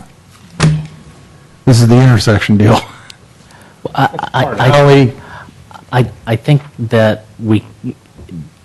we can't solve the intersection problem as part of this project. Right. I think what we need to do is to direct staff to come back to us and say, and give us the information of how we solve That in sort of the general. bigger problem and not, or if it's even us that solves it or whether we ask somebody else to solve Right. it. So, but I think that's something that we ask staff to do. We don't solve it here. Right. So I'm fine with it then. I can make that. I can make it. Mr. Harper, I agree with agreement? Scott. Yeah. Okay. Yes. Yes. Can make the Okay. finding. I am fine. Okay, and we get the hours mentioned there again. Okay, and then the last one, the site is physically suitable for the type, density, and intensity of use being proposed, including access, utilities, and absence of physical constraints.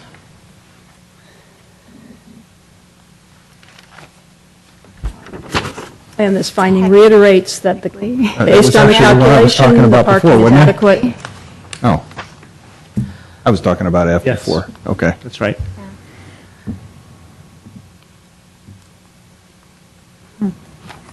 So, everyone's okay with this one also? Yes. Or, I wouldn't say okay, but I can make So- the finding. you can make the findings, that's what I Right, meant by I mean- okay. I can make Let me the restate finding. that. I would like to ask for some things during the Yep, conditional use permit. yep. Okay, the Okay, draft so- CCC. But I can make So it. we can make the basic findings. And as part of making the basic findings, though, we're Sure. leading to the fact that we don't think the conditional use permit Right. defines all of the details that need to be included. Exactly. Okay, so, Now, Steve, you had a problem When- with six, I'm sorry, Karen. oh, no, yes. Well, no, but I Commissioner had this circled here Sample? with his name by it, that you had a problem with number 6. On the CUP, right? On the CP, is that where you were going? Right. Actually, he had a problem with 5G. Bingo. Thank you, Commissioner. That's the first one. Should we be going Don't numerically? leave the trough behind. Oh, sorry, I had the wrong I don't know ones. how I that had the gets wrong worked one out. I mean, that's a circled. public works and that's a public works deal, right, staff? But we want to Yeah. direct staff to work with the building department to make sure that they're clear on what the design is and come up with how the design needs to be changed to make a trough sink work. I would love to see that. Okay. But is there a consensus on that? I mean, it's not, and the pantheon of issues tonight, that's not the biggest issue. I personally don't love trough sinks, but whatever. You know, that's fine. Certainly not an issue that I would.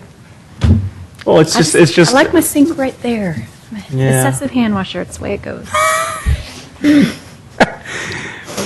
This was a design feature that was proposed by the applicant. It's the look and feel that they're going for, It's fine. and why? It's not all about me. It's fine. Do we know what Public Works has a problem? That wasn't It's the public. building Building. official, building So- department. Building.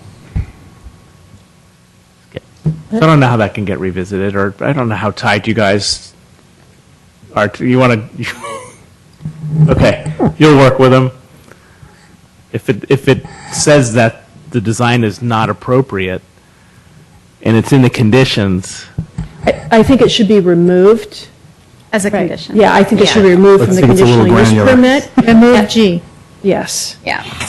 Good. I would agree with that. And then they'll just have to comply with. ask you to work with the building department.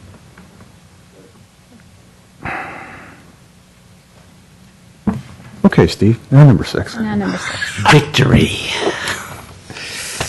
Okay, number 6. Oh, yeah, On-site and this was just Trash and recycling Right. accommodations. Was there any desire in providing any more specificity about color of container, time when it can be emptied, I don't care about the color. musical noise it makes when you open the lid?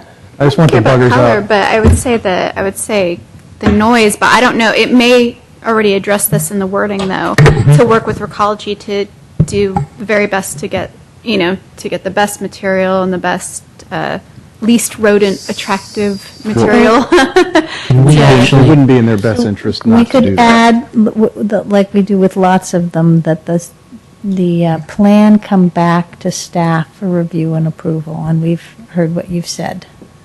There you go. Yes. Yeah. Yes. I like that. Excellent suggestion. You should do this. You are good at this stuff. And that would include frequency of service, right? Consensus? I agree. Okay. So a final recycling, trash and recycling plan will be Reviewed by subject staff. to staff review? Similar to number 8 with the final landscaping plan? Okay. Which leads us to number 8. Yeah, and my only comment on that, if I could, Madam Chair, is that I like general criteria for what's deemed to be appropriate. And I think obviously aesthetics are, I didn't know rodent control was one, but I think that could be one. Ease of maintenance or whatever, I don't know. When you say aesthetics, what are you getting at? Well, to your earlier point regarding deciduous, non-deciduous. Okay, I wasn't sure if you were echoing that or if you had some other thing you were going on. I'm putting it out for discussion. Okay. I mean, I like all the trees they've, I think the number of trees is absolutely fantastic. So I was just kind of getting nitpicky and saying, gee, I would Oh. really love to see some of them have leaves on them in the wintertime. And I think the Right. condition is perfect the way it is. okay, let's leave it. is there a concern about the lemon trees and rodents? Well, this says species are chosen, and it's subject to the staff, so Okay. Yeah, So as that's long fine. as- we're going to dive Leave in it. on that. I think the way this is worded is fine as long as staff knows that those are a couple of issues to Yeah. consider when they're reviewing the final plan.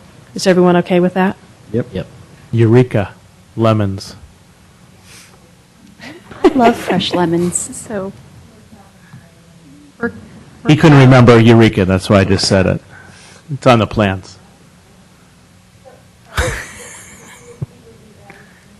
We didn't change We didn't number add a 8 thing. No. Just at discussed all, it. that it's still subject to staff review, and we would hope that Around in a staff circle. review would okay. That's what a include discussion's for. reflection on our comments about possibly including non-deciduous trees and the concern about the lemon trees and the rodents, if that needs to be considered. Is that okay how I summarize that? Anyone have anything else to add about the landscaping? Okay. Number 9, lighting. I personally am not in favor of uplighting because I think if everyone does uplighting, then you end up with too much lighting. So it's, but Up with light. I would also like to add the line that says lighting may not spill over into adjacent properties. Just, I think that should be something that should be, Okay, so let's talk general concepts. okay. Okay, I personally don't like the prohibition, which is the irony, of course, right? Landscape uplighting is not permitted. I have less of a problem with that than Really? I do light spilling over into a neighbor's. The alleyway? Signage light? I'm not saying the alleyway. Okay, I'm saying adjacent properties. Laurel Street? That's not a property. Sure is. So, on this specific project, where would you not have uplighting? I don't have a problem with uplighting. No. I Well, didn't if say we I had leave a this problem with condition that. as it's written, we couldn't Right. have uplighting. What I was saying is that the condition, that the piece that I would like in there is I don't want a spotlight that shines into somebody's, bedroom. Right. Type thing. That's why I said. I'm for world peace too. Good. So are you good with striking landscape uplighting is not permitted? And then we'll put in the intent of what we're looking for here. I would like them to have an option for, they've got a wall with some kind of tree, whether it's Eureka lemons or something else, that could have a really nice soft glow off of it, which would also help parking in that parking lot. In a Yeah, but what you do is you run your conduit up the wall and you have your light come down and you come down like onto the surface. That's not their wall. Way too That's not their wall. Well, Uh-huh. something to be worked out then. I don't know. Or you do a post light. All I'm saying is I'd like them to have the option to do it. They may be, like you, Chair Clapper, ethically opposed to uplighting. Isn't there something about light pollution from space? Beautiful. Bob Black. Well, you guys are theory- bantering back and forth. Why don't we just, I would agree with Steve that we just delete that because it says that staff will review and approve prior. Yeah. Thank you. I'm okay with Over the top. deleting it. And there are good restrictions in, this is a draft. We have gatekeeper. but I We have don't- gatekeepers. We have a gatekeeper. In the zoning ordinance, I think just we take have. that out. We have good controls of outdoor artificial light in terms of glare and light, what we called light trespass, limiting it, going onto residentially zoned lots or onto public streets. You mean adjacent properties? Okay, so don't be a then smarty pants. we're in agreement. Yeah, sounds like it. So Okay. because it's subject to staff review, which implies it's subject to the zoning ordinance, and so if we take the uplighting not permitted out, then, Beautiful. Be fine. okay.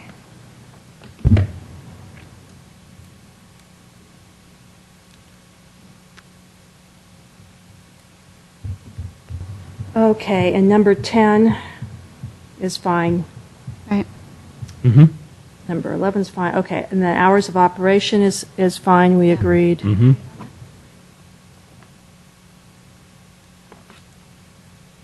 And noise and parking is covered in number 10.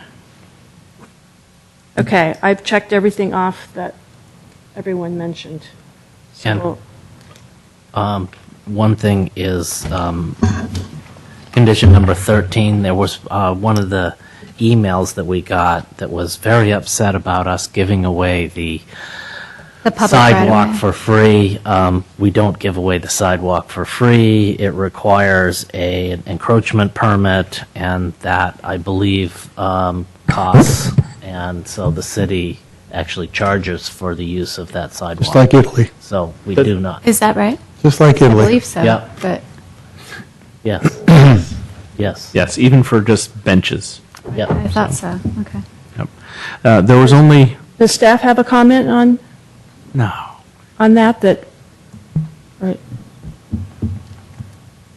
We have an encroachment permit process, and when we did remember there was a companion package of ordinance amendments that, for outdoor dining, that said they got to clean it once a year, and they also have to have an annual permit besides the original encroachment permit. So all that's being put in the fee schedule in June Right. to be effective, so we don't give it away for free. We don't give. Good. Okay. Thank you. Commissioner Gibney. There was one other item that had to do with dillweed access. That would be under the, Medicinal dillweed access? I have no, would that be Problem included with in what number they're doing. 12? That access to the roof is restricted to Operation. daylight hours? Restriction, yeah. Sure. Yeah. That'd be a good place to put it. Or not even, why would you need to address it? The only reason this came up as a concern was someone from the public had talked about employee versus non-employee access to the rooftop garden. Party, they were going to party. The 4th of July. That's party. correct. 4th of July, yeah. But we do have noise ordinances. Yes. Yeah. So, on balance, okay. All right. We're leaving it as is, right? Yes. Compliance by complaint, okay. We're going to get T-shirts made up with that. Okay.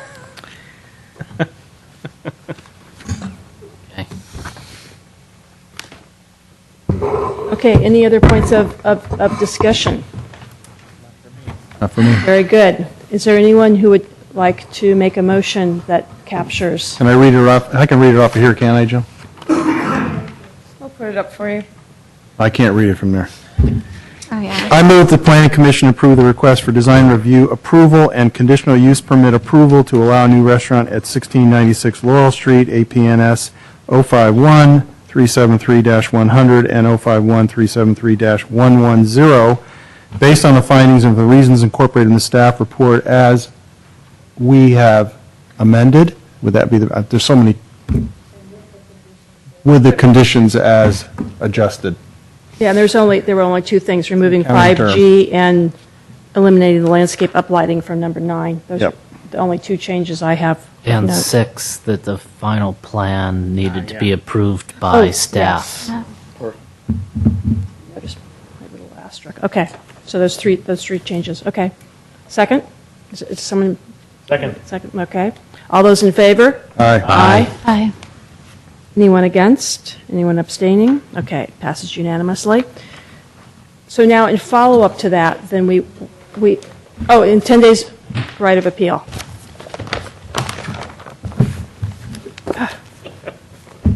Just Obviously, everybody's a little punchy. remember that We got one. one more meeting to get it right. I know. I'll keep it consistent and I'll forget it at least once. Okay, so then what is the process for following up on our concerns about Traffic. the Traffic intersection circulation. at St. Francis and Walnut? Can we do that under Yeah, I was planning, gonna say that's planning a commission later comments or reports? Right, why don't you do that under Is that- 6B? Yeah. 6B. I'm not sure I can remember it. No, it's okay. All right. Okay, so, all right, moving on with the agenda. Wherever I put Maybe I my did it copy wrong. of the agenda. Oh, yeah. It's Uh-oh. 7. Okay. Welcome. All right, so, public hearing is over. Moving on to reports, correspondence, and general information. First item, report on recent city council actions. One of them being about the St. Francis parking. But we already know about that. Yeah, you do. And also on that same meeting, the council denied this Carlos Club use permit expansion. On April 23rd, the council held a study session on a 2-year budget, and the final budget will come in June. And the changes to the Community Development Department include contracting out the majority of the plan check services and the creation of an Economic Development Division because we no longer have redevelopment agency. That's that. Okay. And upcoming city council actions, then they're going to be interviewing, is this for planning commission, the deadline? It's been is- announced, and the two of you that are at the end of your first 3-year term have been requested whether or not you want to pursue a second 3 years. And the opening that will be created by Commissioner Divney leaving us at the next meeting, they'll be making a decision, at least it's scheduled now, on May 29th. You, as a commission, typically elect your officers the first meeting in June, and so we would like the new person to be seated at that same time if it works out that way. Okay, great. Will there be a meeting on the 21st? Yes, the general plan conformity for the capital improvement program will be your, I'm not going to be here. an item. You're not going to be here? It just dawned on me. Oh, Oh, okay. gosh, wait, the 21st 21st. of this month? Best friend's wedding in Hawaii. Oh, dear. I'd much rather go where you're going. I'm flying Are there out. 3 of you here? I'm here. Is your business trip? Huh? You still got your business trip? No. No. You'll be here. 3. Sorry. Aloha. I'll tweet you. I could be somewhere else if you want me to.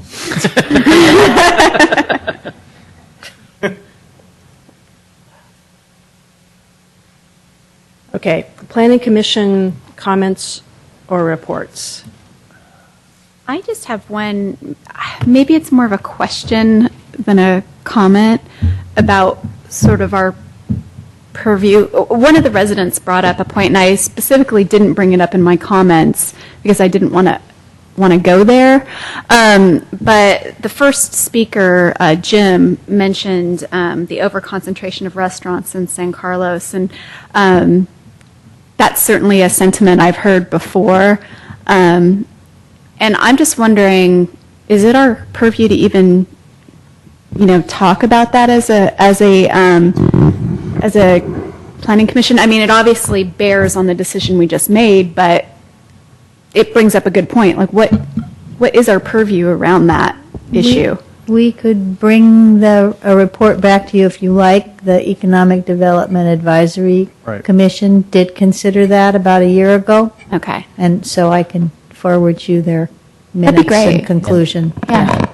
They That'd be said, Conclusion let the essentially market. is that we are still losing people to other cities Right. for restaurants where they go to eat, and we don't bring as many people in as people from the city go to other places, so Right. we could still have additional restaurants. So we could still have additional restaurants. Yes. So, okay, let's say we could not. Like, so then would we make a decision? Like, would we deny would that even be in our purview to deny an application purely because they were a restaurant? If they met all the findings in the I believe that would zoning? be a decision that would be made at the council level. Okay, that's kind of my thinking too, which is one of the reasons I didn't bring it up. EDAC but I- has had that discussion. Okay. And at one point, there was a discussion about coffee shops, whether we had too many coffee Right, shops. okay. And the comments went to council that we should not be regulating the number of coffee shops. And then Don't worry, later Steve, on, I do we not should want to be regulate the regulating number. I was the number just of curious. restaurants. Right. I was just curious how to. But it is a built-in conflict, is what I think you're saying. Right. And a reasonable person, one man's opinion, would say, we got too many restaurants, we have a traffic congestion problem, we have a parking problem. Yeah. Oh, by the way, you can't talk about that because that's what a normal person would do. So and- you have to do it in this bifurcated process, which is what we do. Right. Which is And essentially there what are happens. regulations about banks and where they're allowed to be, and Yeah. at one point there was beauty shops and. Is the beauty shop one still in effect? Yeah. That's what I thought. In the downtown core, personal service, Yeah. distance between. And banks can't be on the corners anymore. Yeah, no, Psh, that went into place a long time ago. Yeah. Working great. Okay, well, thank you. That And speaking as a lame duck, I would say Could you? that's not our purview. We are not the central planning committee for the Soviet Gulag. And I mean, that's- just not our deal. Well, and that was my that was what I thought as well, but just given that it was brought up in public comment, I thought I'd ask. I want to prolong this. Aren't you glad I didn't bring this up in public comments? Could you talk about your thinking process too? We got a peek into that last time. It's true. Well, there you go. That was my question / comment. Okay, Commissioner Dibney, do you have any other comments? About being a duck. Anything? I mean, Dane Luck or whatever. Commissioner Sanfilippo? No, I do not. Commissioner Marsters? You want me to bring these up, or you want to bring them up? I had the two, one where we talk about. You bring up whatever your points are. Okay, so one was how we go about requesting discussion of a traffic situation, or at least bring it to the attention of the Traffic and Circulation Commission, Walnut and St. Francis intersection. Potential. A potential, right. And how we ask the Traffic and Circulation Commission to take a look at that intersection and see if there's anything that needs to be done. So that's one. And the second question I had is, when will we be getting copies of the updated zoning ordinance? Boy, Will it be before or after Steve leaves? I need to get the answer to this, because then I can start sleeping again. Good. Well, you wanted your own copy, right? Well, how about we promise by the meeting where you elect new officers? Staff, we're asking the same thing. This year or next year? After Steve. Post. Would you like one, Steve? Yes. No, thank you. So we could autograph it? Yeah, Like a yearbook, yeah. we'll give you a special one where we all autograph it for you. I'm getting verklempt. That's it. Thank you. Okay.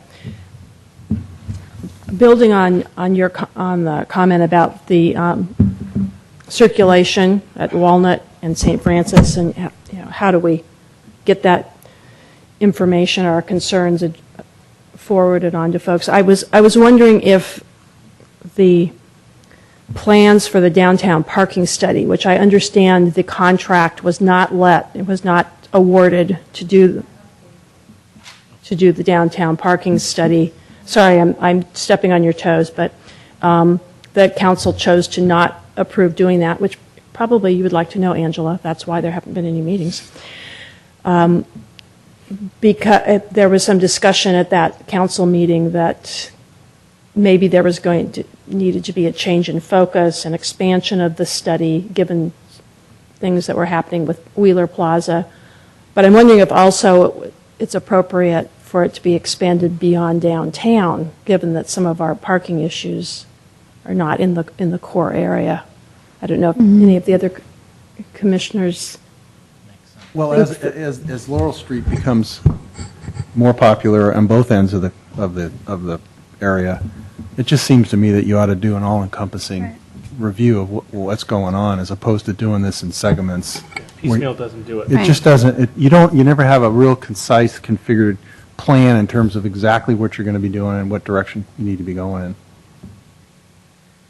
Would agree. Okay, so how about I come back to you on how we would go about reporting or having someone look into Walnut, St. Francis, and the process to address all of Laurel Street for parking. Right now, we have a capital improvement program item, which was funded last year, in which there was a request for proposal process and an interview process specifically for downtown. We cannot just tag on to that, oh, we want something else. That is a downtown project because it was a capital budget item. So I'll come back with report on how you would express your interest in having another capital budget item.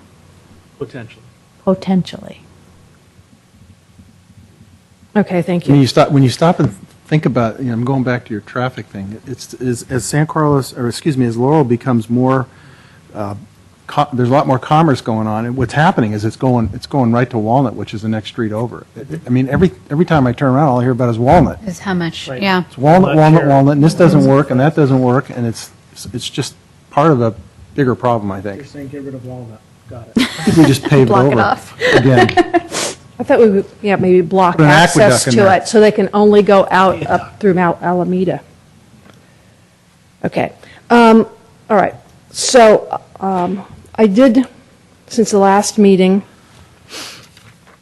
I got an opportunity to meet with Jeff Maltby and with Andy.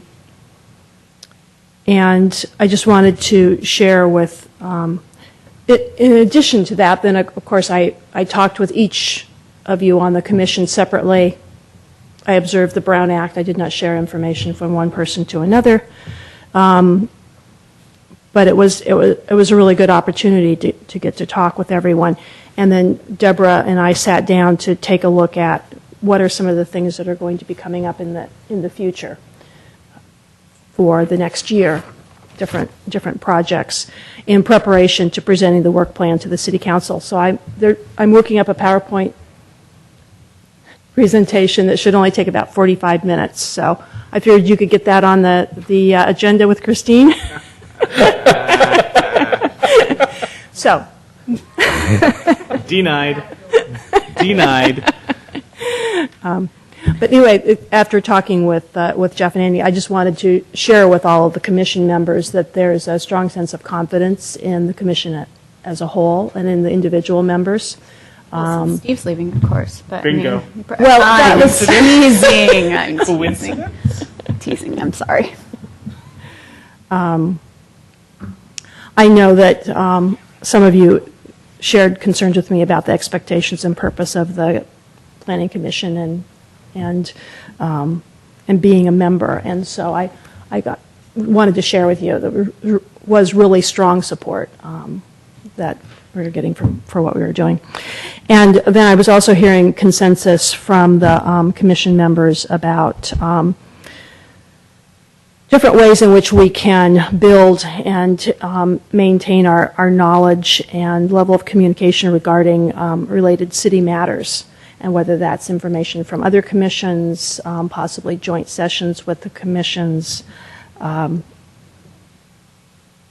different sources of information about what's going on in the city so that we're aware of other things that relate. So like the project tonight with its location and what was happening with the parking for St. Francis, making sure that we know that information to the extent possible. And requests for the zoning ordinance, which you've already covered. And the one other area that there was consensus on was having to do with length of meetings and what comprises the different agendas, and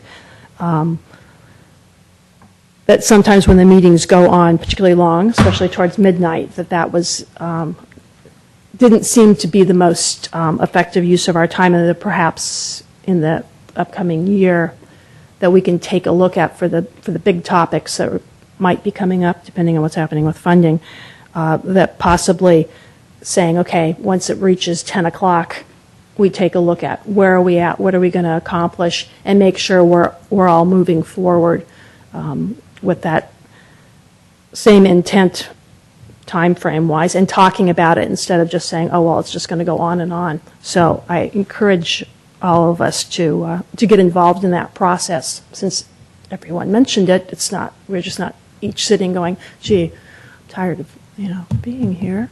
I'd vote for anything at this point. No. Strike that from the video. So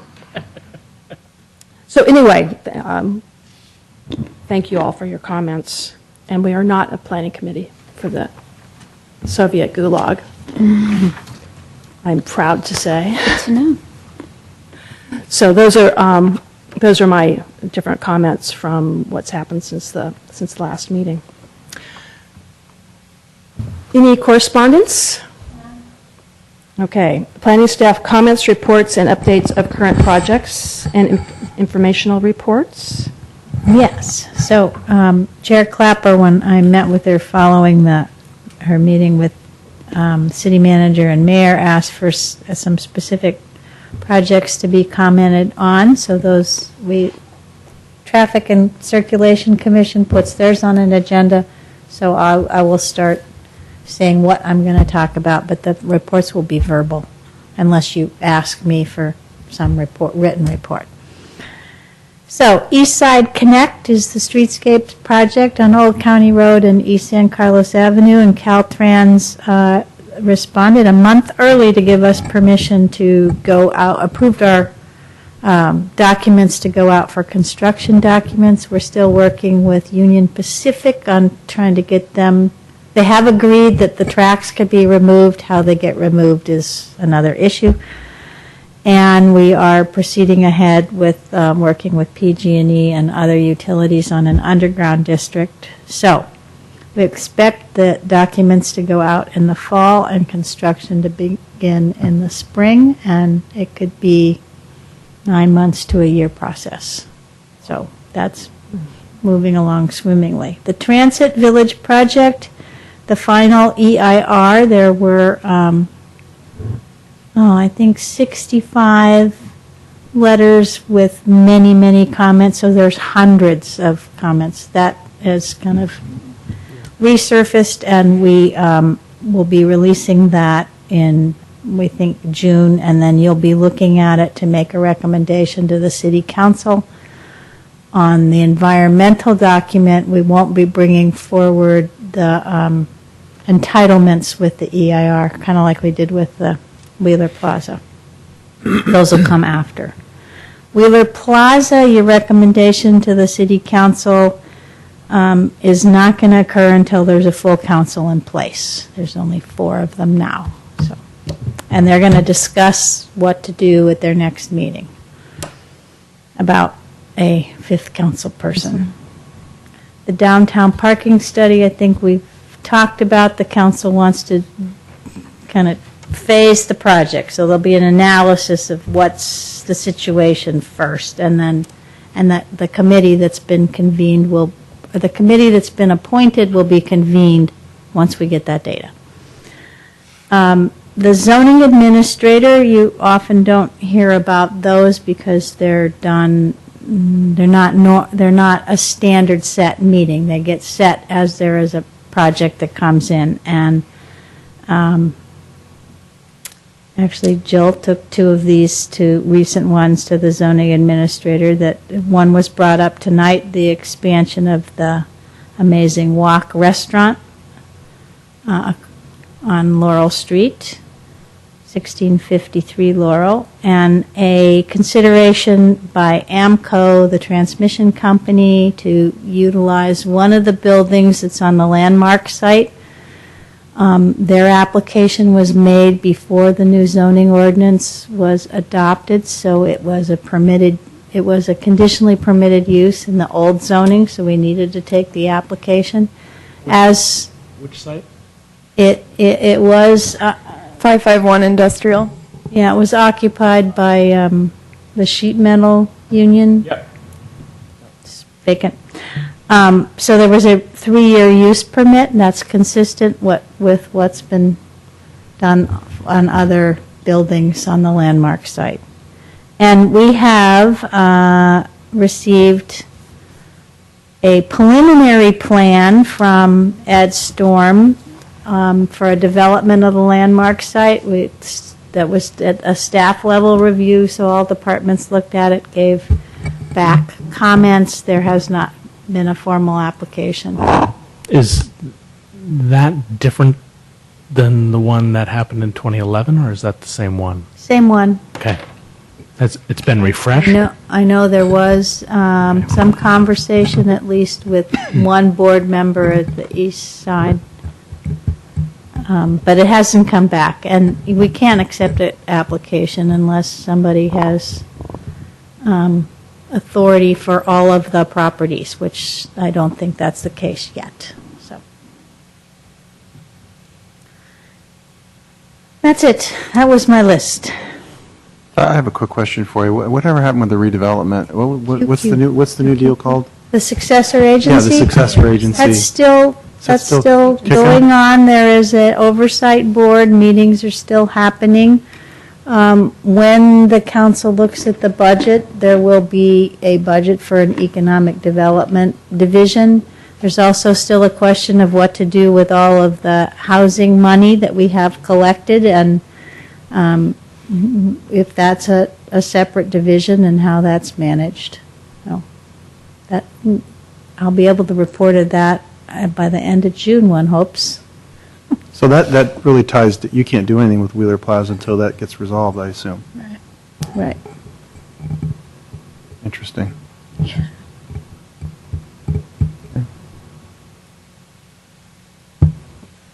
Okay, thank you for the updates. Any other comments, questions? Okay, this meeting is officially adjourned. Hey. Would anybody like some almonds? Oh, God.